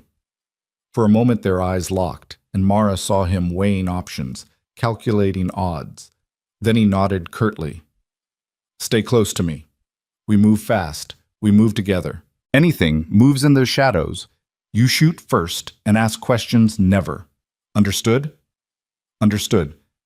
Coulter took a deep breath, then yanked open the door. They burst into the night running, rifles up and ready. The barnyard was a hellscape of dancing shadows and flickering light. The fire roared now, consuming the barn's western wall and spreading toward the roof with terrifying speed. Heat rolled over them in waves, and smoke stung Mara's eyes. The animals! Coulter shouted over the fire's hungry crackling. Get them out! He ran for the barn door while Mara covered him, sweeping her rifle across the darkness beyond the firelight. Her heart hammered so hard she could feel it in her throat. Every shadow looked like a man with a gun. Every sound could be footsteps. Coulter wrenched open the barn door and disappeared into the smoke-filled interior. Mara heard the terrified whinny of horses, the panicked lowing of the cow. Then Clementine burst through the door, eyes rolling white with fear, with Coulter right behind her leading the other horse. He slapped their rumps and sent them galloping away from the flames. "The cow!" he yelled, diving back into the inferno. That's when Mara saw the movement. A figure detaching from the shadows near the chicken coop, rifle rising. She didn't think, didn't hesitate. She fired, and the man went down with a scream. "Coulter!" she shouted. "They're here!" Another shot rang out, and the ground exploded near Mara's feet. She dove behind the water trough, returning fire at the muzzle flash. Her hands were steady now, muscle memory and desperation taking over where fear had been. Another shot. Another, keeping their attackers pinned while Coulter worked inside the burning barn. The cow came stumbling out, bellowing in terror, with Coulter right behind her. Smoke poured from the barn door now, and flames were licking through the roof. The whole structure groaned, timbers beginning to fail. "It's gone!" Coulter rasped, his face black with soot. "We have to fall back." A bullet caught him high on the left shoulder, spinning him around. He went down hard, and Mara's world narrowed to that one terrible moment. Coulter falling, blood blooming dark on his shirt, his rifle clattering away across the dirt. She screamed his name and ran, forgetting cover, forgetting safety, thinking only that she couldn't lose someone else. Not again. Not him. She reached Coulter and grabbed his good arm, hauling him up with strength she didn't know she possessed. He was heavy, all muscle and bone and dead weight, but Mara pulled him toward the house, firing one-handed at the shadows to keep them back. Bullets kicked up dirt around them. One tugged at Mara's skirt, another whistled past her ear so close she felt the wind of it. But she didn't stop, didn't slow, just dragged Coulter across the yard while he tried to get his feet under him. They crashed through the door together and Mara kicked it shut, dropping the bar across it just as something heavy slammed against the wood from outside. The door shuddered, but held. Coulter slumped against the wall, breathing hard, blood running down his arm. Mara's hands shook as she examined the wound. The bullet had gone through the meat of his shoulder, missing bone and major vessels but tearing a ragged path through flesh. He'd live, but he needed bandaging, needed cleaning, needed... Another impact against the door made Mara jump. Then Levi's voice, closer than before, called through the wood. "That was stupid, Mara, real stupid. Now you've got a wounded man, a burning barn, and nowhere to go. Just open the door and this can all stop."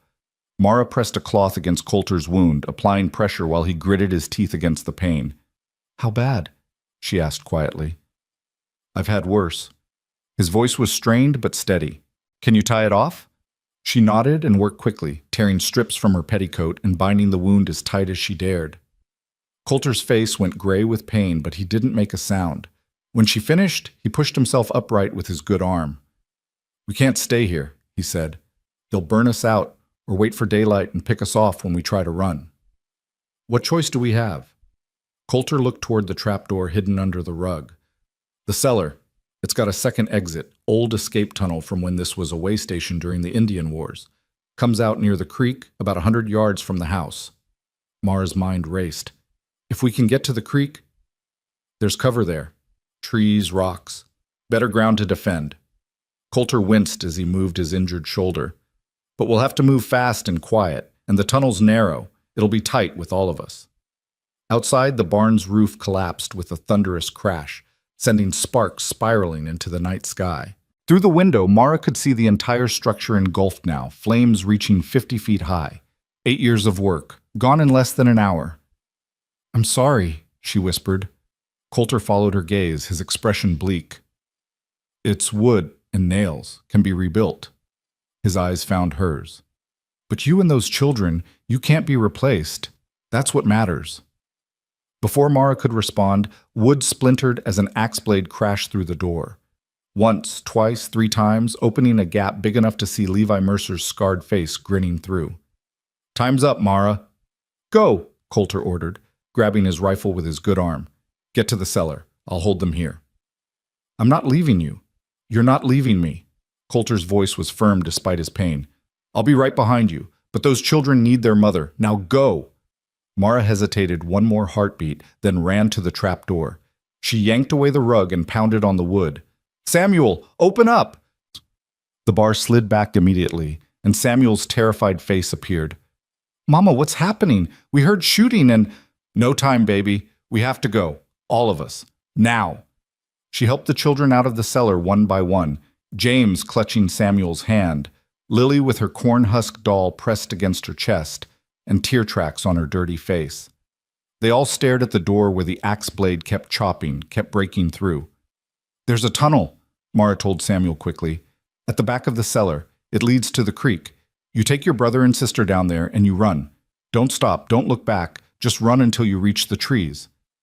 What about you? Samuel's voice cracked. I'm coming. Mr. Coulter too. But we have to make sure you get out safe first. The door was failing fast now. Through the widening gap, Mara could see Levi's face, could see the triumph in his eyes as he swung the axe again and again. Coulter fired through the gap, and Levi jerked back with a curse. Go! Coulter shouted at Mara. Before he brings the whole damn door down. Mara grabbed Lily and shoved her toward the cellar opening. Samuel, take them now! I'll be right behind you! Samuel looked like he wanted to argue, but the training Coulter had drilled into him took over. He grabbed James and Lily and practically threw them down into the cellar, then followed, his young face set with determination beyond his years. Mara turned back to Coulter. He was reloading one-handed, his injured shoulder bleeding through the makeshift bandage. The door was more whole than wood now, and Levi had stopped chopping, was probably reloading himself for the final push. Your turn, Coulter said without looking at her. I'll cover you. We go together or not at all? Mara, I said together. She grabbed his good arm and pulled him toward the cellar. He stumbled, whether from blood loss or reluctant agreement she didn't know, but he came. They just reached the cellar opening when the door finally gave way with a crash. Levi Mercer burst through, rifle raised, his two remaining companions right behind him. His eyes found Mara and lit up with vicious satisfaction. There you are, sweetheart. Thought you could... Coulter shot him. The bullet caught Levi in the chest, high and right, spinning him around. He went down hard, rifle clattering from his hands. His men dove for cover, returning fire, but Coulter and Mara were already dropping into the cellar, bullets splintering the floorboards above their heads. Go, go, go! Coulter shouted, pulling the trapdoor shut above them and dropping the bar into place from below. The cellar was pitch black except for the faint light from a candle Samuel had lit. By its flickering glow, Mara could see her children huddled against the far wall, could see the low opening that marked the tunnel entrance. Samuel, she called, lead them through, now! The boy didn't hesitate. He grabbed the candle and duck-walked into the tunnel, James and Lily right behind him. Their small forms disappeared into the darkness, and Mara heard Lily whimpering with fear. It's okay, baby, she called after them. Just follow Samuel. He'll keep you safe. Above them, boots thundered across the floor. Men shouted. Furniture crashed. Someone was prying at the trapdoor, trying to force it open. They'll break through, Coulter said, his voice tight with pain. That bar won't hold long. Can you make it through the tunnel? I'll have to. Coulter looked at her, his face pale from blood loss, but his eyes still fierce. You first. I'll be right behind you. Mara wanted to argue, but the trapdoor was already starting to splinter. She dropped to her knees and crawled into the tunnel, the earthen walls pressing close on either side. The passage was barely wide enough for an adult, and she had to move on her belly, using her elbows to pull herself forward. The darkness was absolute, suffocating.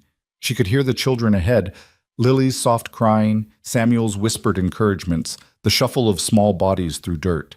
Behind her, she heard Coulter grunt with pain as he squeezed into the tunnel. Then an explosion of sound as the trapdoor gave way and men poured into the cellar. The tunnel! Someone shouted. They're in the damn tunnel! Gunshots echoed through the narrow space, deafening in the confined area. Dirt rained down from the ceiling. Mara crawled faster, her dress snagging on roots and rocks, her hands scraped raw. She could hear Coulter behind her, breathing hard, struggling to move with only one good arm. Keep going, he rasped. Don't stop! The tunnel seemed endless, an eternity of darkness and fear and the sound of pursuit behind them. Then, miraculously, Mara saw light ahead, faint gray pre-dawn light filtering through the tunnel exit. Samuel's face appeared, illuminated by the dying candle. Mama, it's here! I can see outside.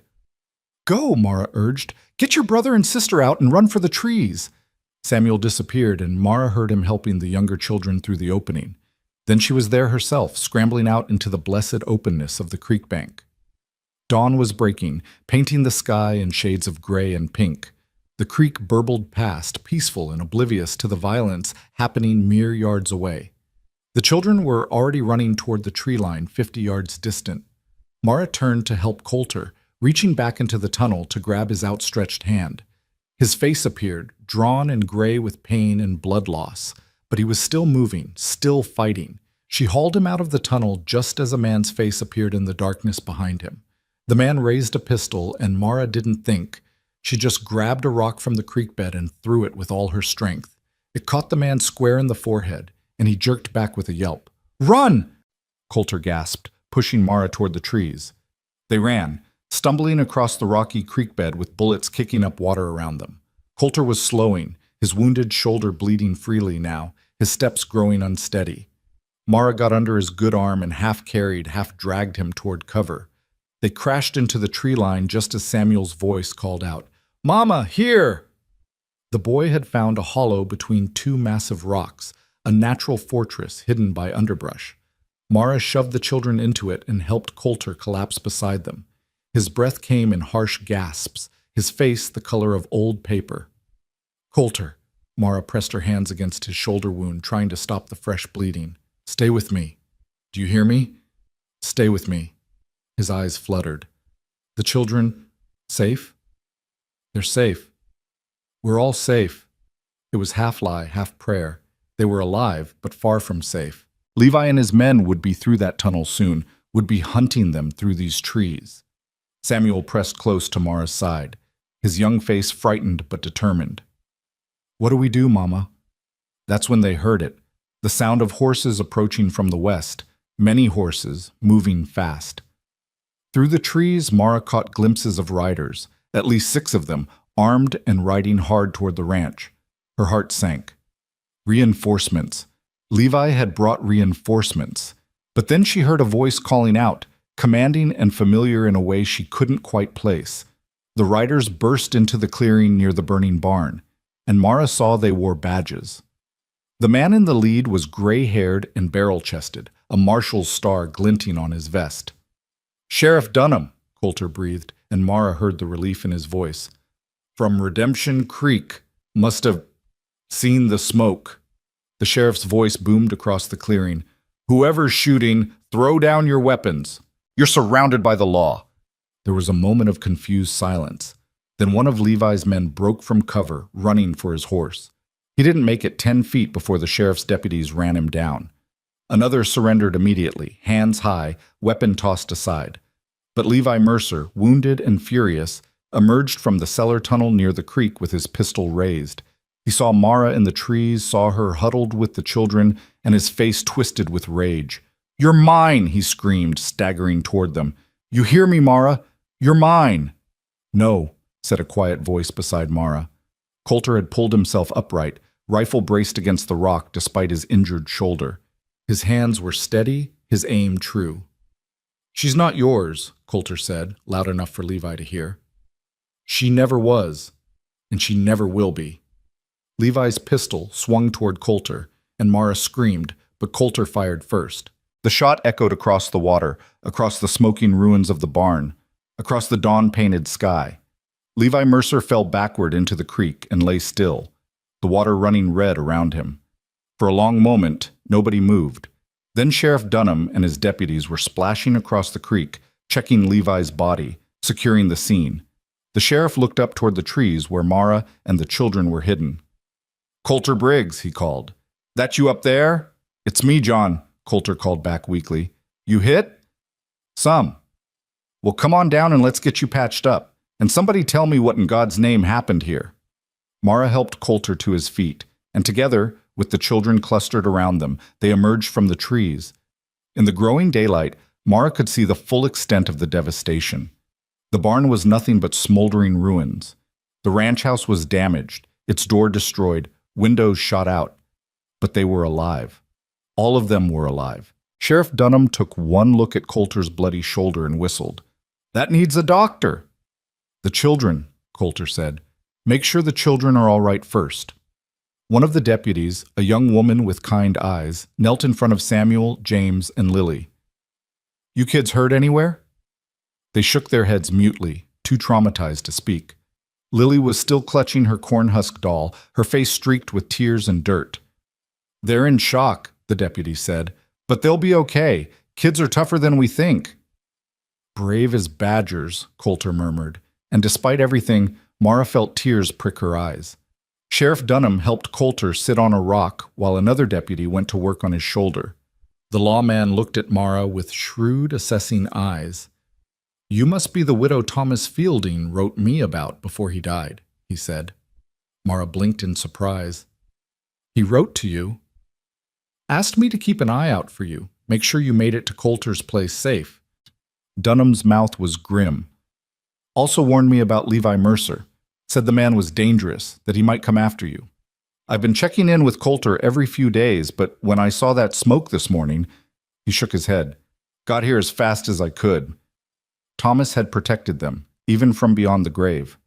Mara's throat tightened with grief and gratitude.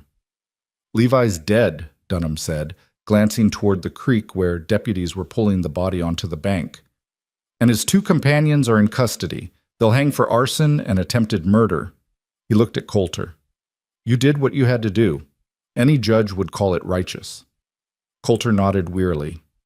The deputy had finished bandaging his shoulder, wrapping it tight to slow the bleeding until they could get him to a doctor. "Can you ride?" Dunham asked. "If I have to." "You have to. That wound needs proper tending, and your ranch needs rebuilding." The sheriff stood and surveyed the damage. "This'll take time to fix." Mara looked at the ruins of the barn, the damaged house, the scattered animals grazing nervously in the distance. It was overwhelming, impossible. How could they rebuild from this? How could she ask Coulter to do more, to give more, when he'd already sacrificed so much? As if reading her thoughts, Coulter reached out with his good hand and caught hers. "We'll manage," he said quietly. "Together. Together." The words settled over Mara like a promise, not charity, not debt. Together.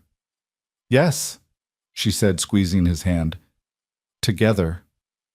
The sun broke over the horizon, flooding the devastated ranch with golden light. In that light, Mara could see not just the destruction, but the possibility. The land was still here. The animals had survived. The house could be repaired. The barn could be rebuilt. And most importantly, they were all alive. She and her children and this steady, brave man who'd risked everything to keep them safe. Sheriff Dunham organized his men to help, some to round up the scattered animals, others to salvage what they could from the barn ruins. The young deputy took the children to the creek to wash their faces and calm them down. And Mara sat beside Coulter on that rock, their hands still clasped, and watched the sun climb higher.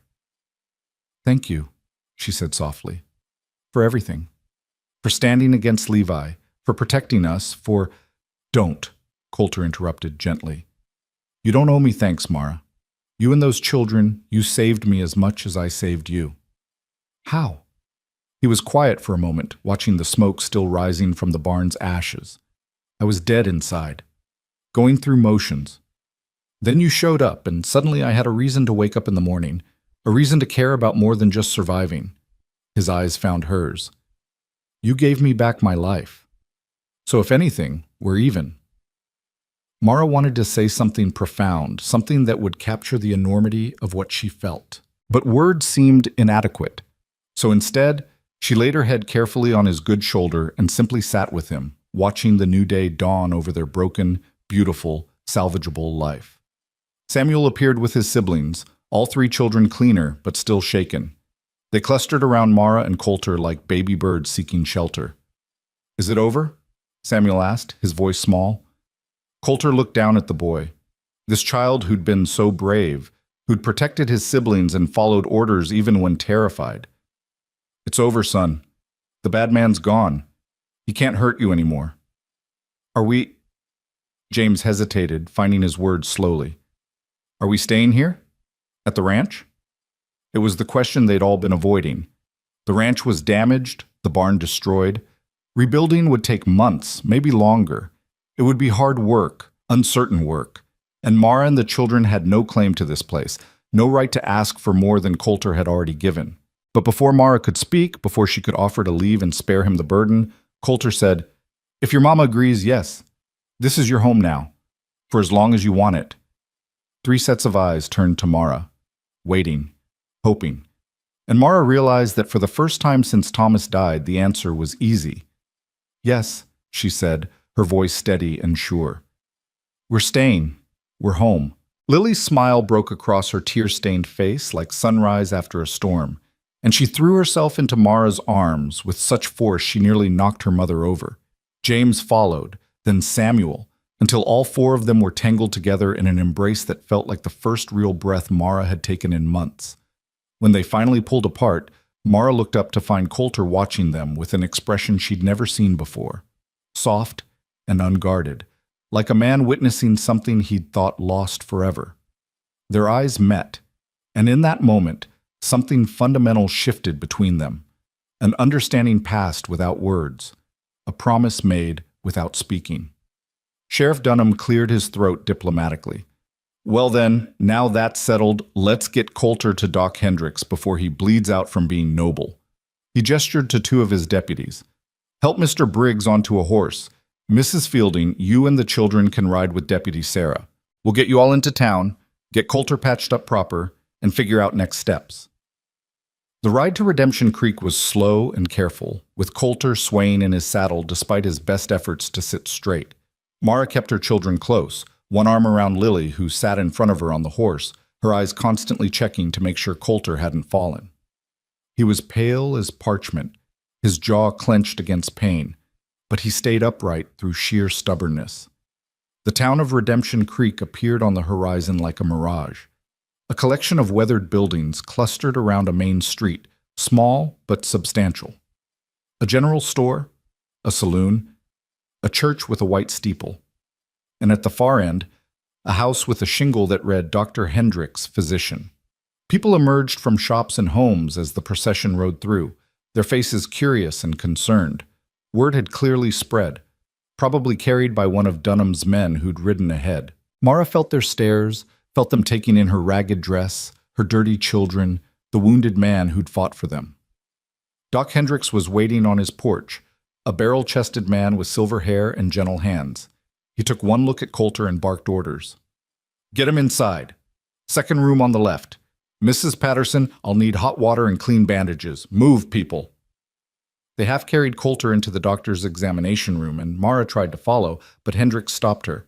"He'll be fine, ma'am, but this is going to be messy work, and I don't need an audience. Best you wait with your children." Mara wanted to argue, wanted to stay by Coulter's side, but Lily was clinging to her skirt, and James looked ready to bolt at the slightest provocation. Her children needed her more than Coulter did right now. She nodded and let Deputy Sarah guide them to the waiting room. The next hour crawled by. Samuel sat rigid on a wooden bench, trying to look brave. James pressed against Mara's side, silent and shaking. Lily alternated between dozing and whimpering, her corn-husk doll clutched so tightly its head was starting to come loose. People brought things. A woman from the general store appeared with sandwiches and milk. Another brought a blanket for the children. The preacher's wife offered kind words and a promise of prayers. Small-town kindness, the sort that appeared in times of crisis without being asked for. Finally, Doc Hendricks emerged, wiping his hands on a towel. "He'll live," he said without preamble. "Bullet went clean through, missed the important bits. I've stitched him up and given him something for the pain. He's sleeping now, but he should wake up in a few hours." Mara's knees nearly buckled with relief. "Can I see him?" "Briefly, but don't wake him. Man needs rest more than conversation." She left the children with Deputy Sarah and slipped into the examination room. Coulter lay on a narrow bed, his shoulder heavily bandaged, his face relaxed in sleep.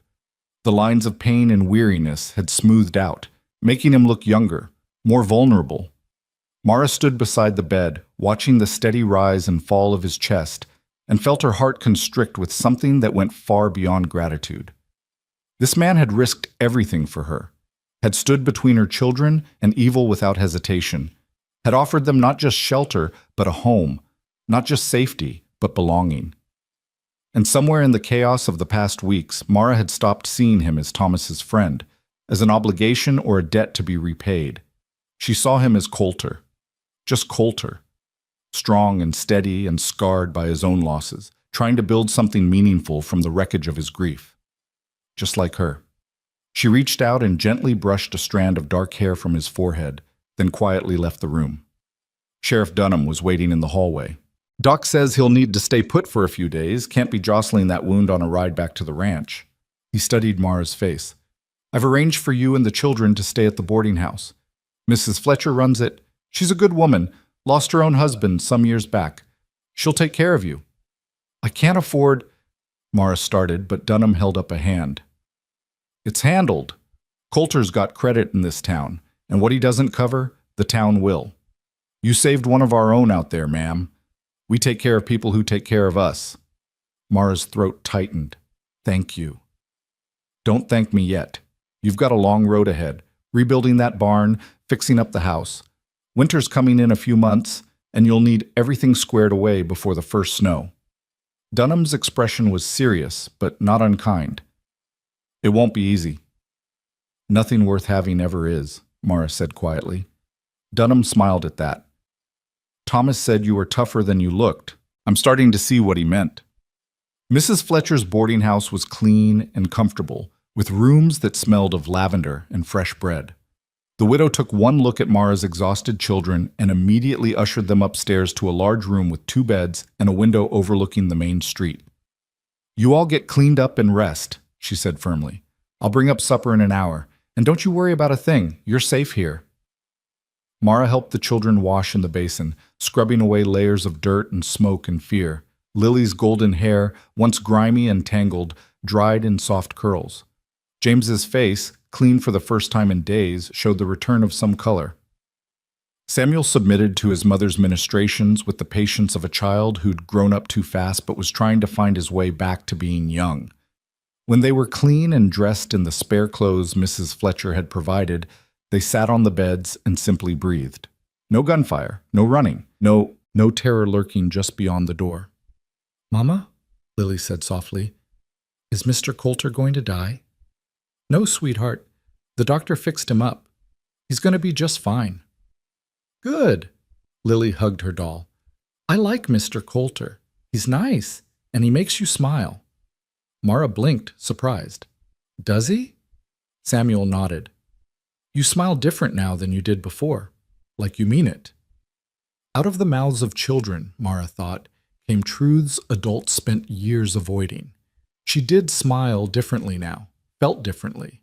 The suffocating weight of grief that had crushed her since Thomas's death had lifted, not disappeared, but lightened enough that she could breathe, could see a future beyond just surviving the next day.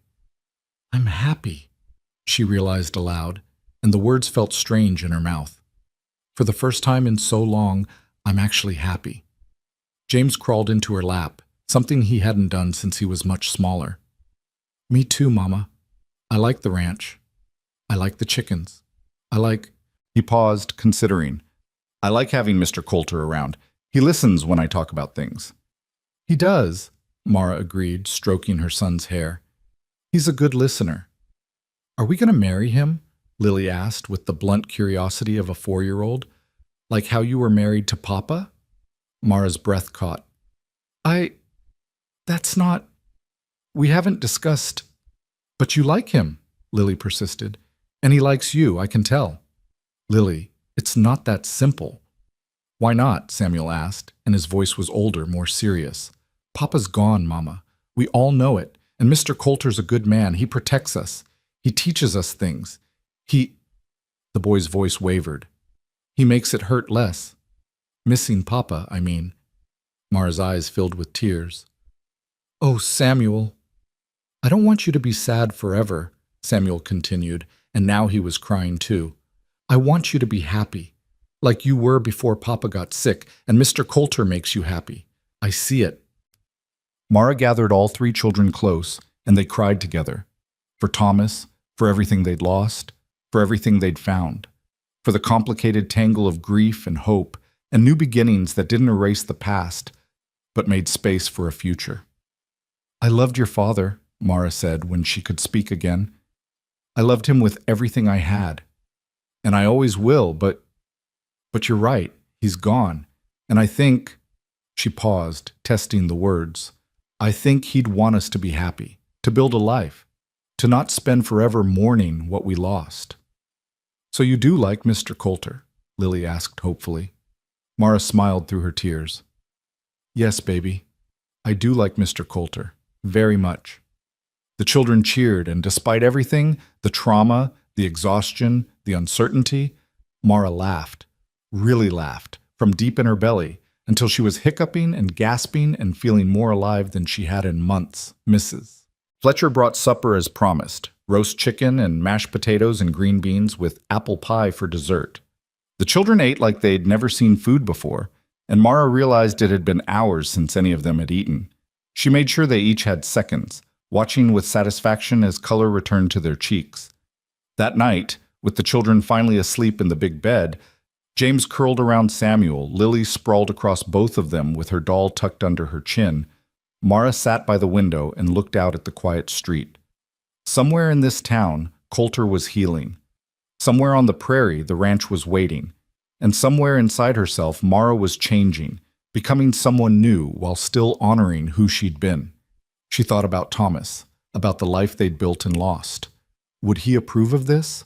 Of her finding comfort with his old friend? Of the children learning to love another man? She thought he would. Thomas had been many things, but never petty or possessive. He'd loved his children fiercely and would have wanted them safe, happy, cared for. And he'd trusted Coulter enough to send Mara to him, knowing what that might mean. Thank you, she whispered to the darkness, to Thomas's memory, to whatever part of him still lingered in the world.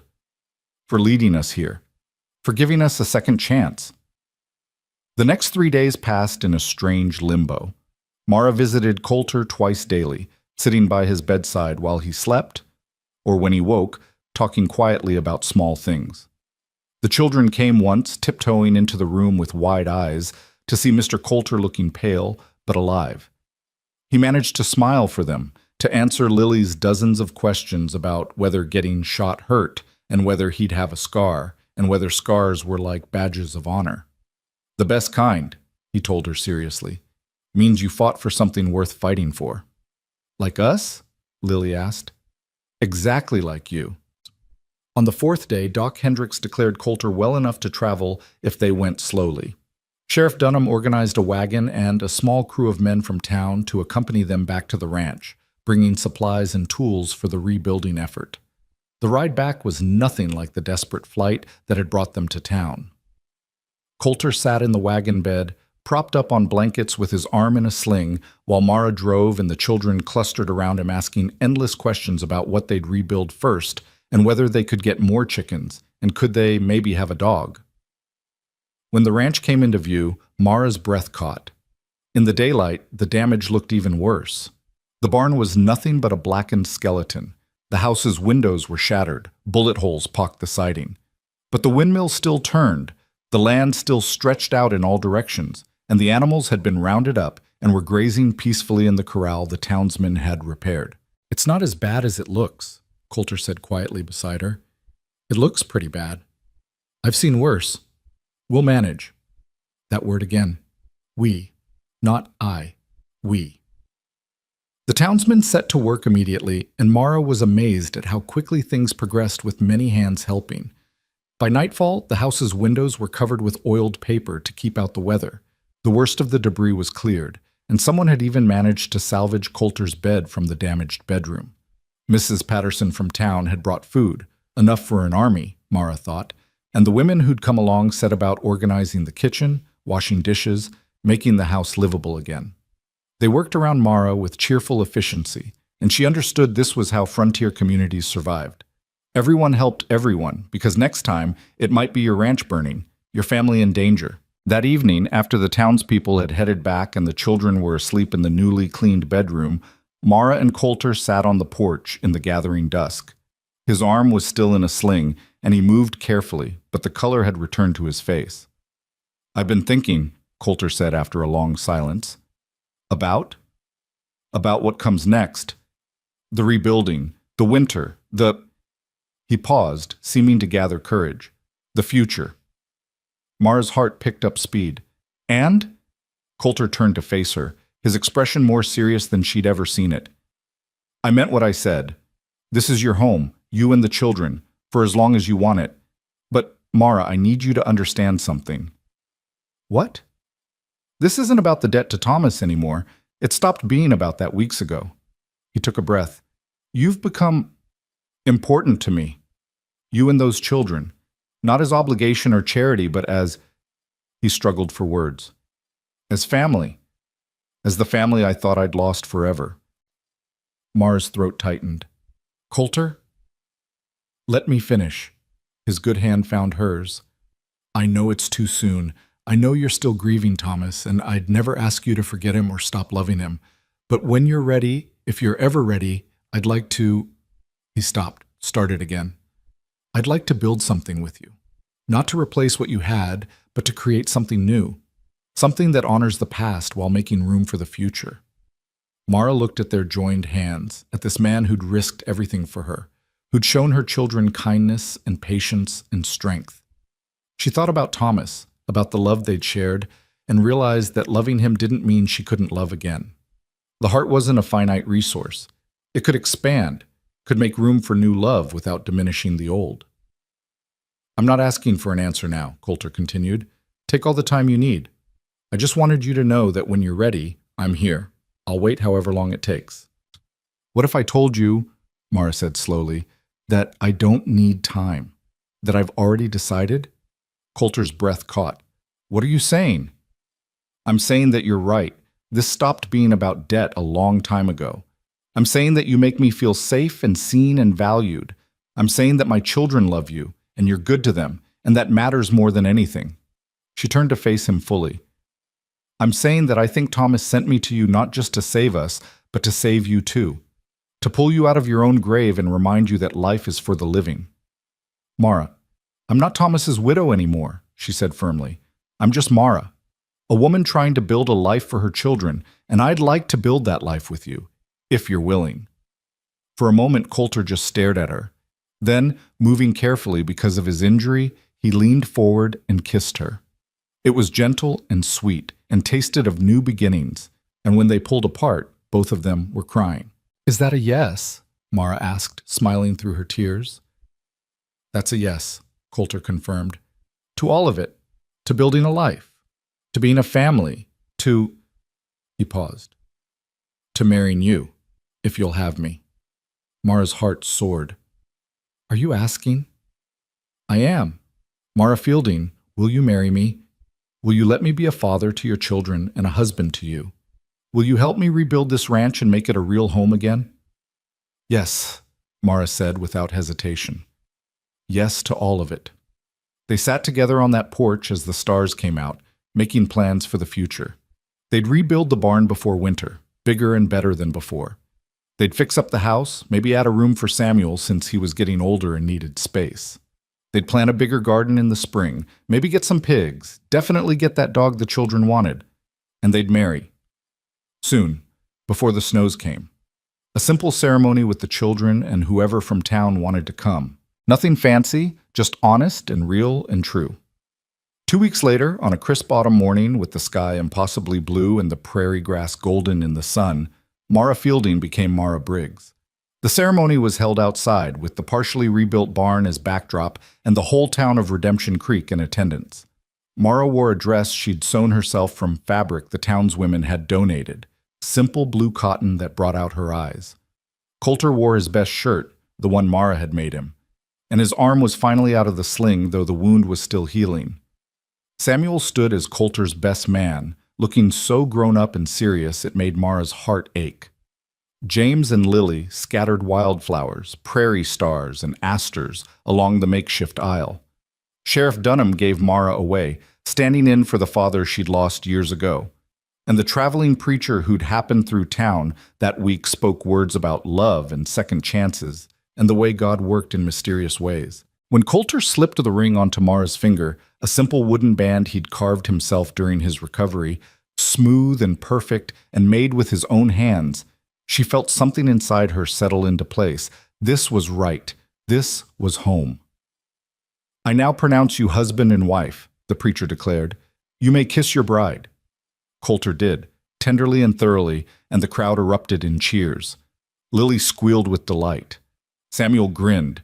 James clapped his hands and actually laughed, the sound bright and clear as bells. The celebration afterward was simple but joyful. The townswomen had organized a feast, roasted chickens and fresh bread and vegetables from the autumn harvest.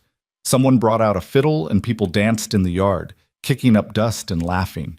Children ran wild, playing tag around the windmill.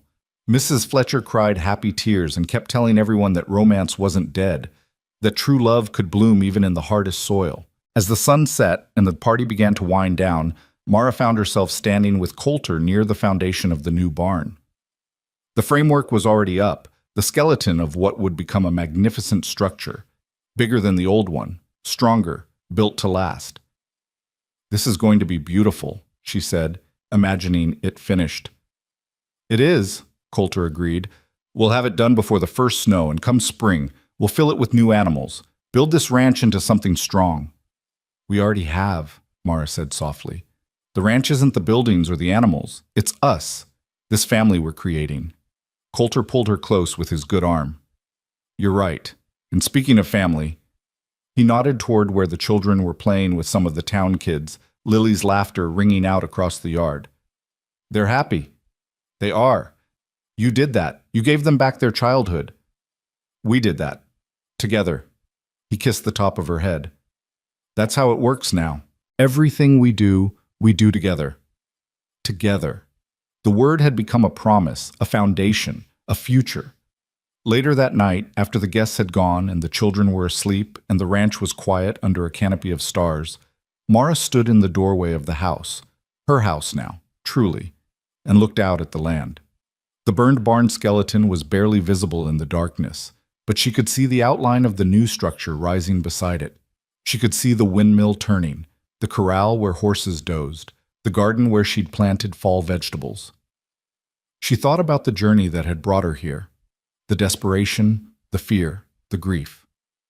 The moment she'd driven that broken wagon up to this ranch with 3 starving children and no hope left. The question Lily had asked that first night, her small voice trembling with exhaustion and uncertainty. "Mama, is this our new home?" Mara had been too afraid to answer then, too broken to see past the next hour, the next day. But now, standing in the doorway of a life rebuilt from ashes, she finally knew the answer with absolute certainty. Behind her, she heard Coulter's footsteps. He came to stand beside her, his hand finding hers in the darkness. "What are you thinking about?" he asked. Mara smiled. "Home, and how sometimes you have to lose everything to find what you were really searching for." "And what was that?" She turned to face him, this man who'd given her family a second chance at life, who'd shown her that hearts could heal and love could bloom even in the hardest seasons. "Belonging," she said simply. "A place where we're not just surviving but thriving, where the children can grow up safe and loved, where I can build something lasting." Coulter pulled her into his arms, careful of his still healing shoulder. "You have that now. We all do." "Yes," Mara agreed, resting her head against his chest and listening to the steady beat of his heart. "Yes, we do." In the bedroom, Lily stirred and mumbled in her sleep. Mara heard her daughter's drowsy voice, probably talking to that eternal corn-husk doll about the day's adventures. And then, clear as birdsong in the morning, came the words that made Mara's eyes fill with happy tears. "Daisy," Lily whispered to her doll, "we're home now. We're really, really home, and we're safe here." Mara closed her eyes and let the truth of it wash over her. They were home. After all the running, all the fear, all the desperate hoping, they had found their place in the world, not in spite of the hardship, but because of it. Not avoiding the grief, but carrying it forward into something new. And not alone, never alone again, but together, bound by love and choice and the daily decision to build something beautiful from broken pieces. The prairie wind whispered through the grass, carrying the scent of sage and wildflowers, and the promise of seasons yet to come. Winter would bring its challenges, spring its renewal, summer its abundance. The years would unfold with their mix of joy and sorrow, triumph and struggle. But through it all, they would have this: a home built on solid ground, a family forged in fire, and love that had survived the worst and emerged stronger for it. Coulter tightened his arm around Mara's shoulders. Ready to come inside. She took one last look at the stars, at the land that stretched out in all directions, at the life they were building together. Then she turned toward the light spilling from the doorway, toward the sound of her children's peaceful breathing, toward the future waiting to be written.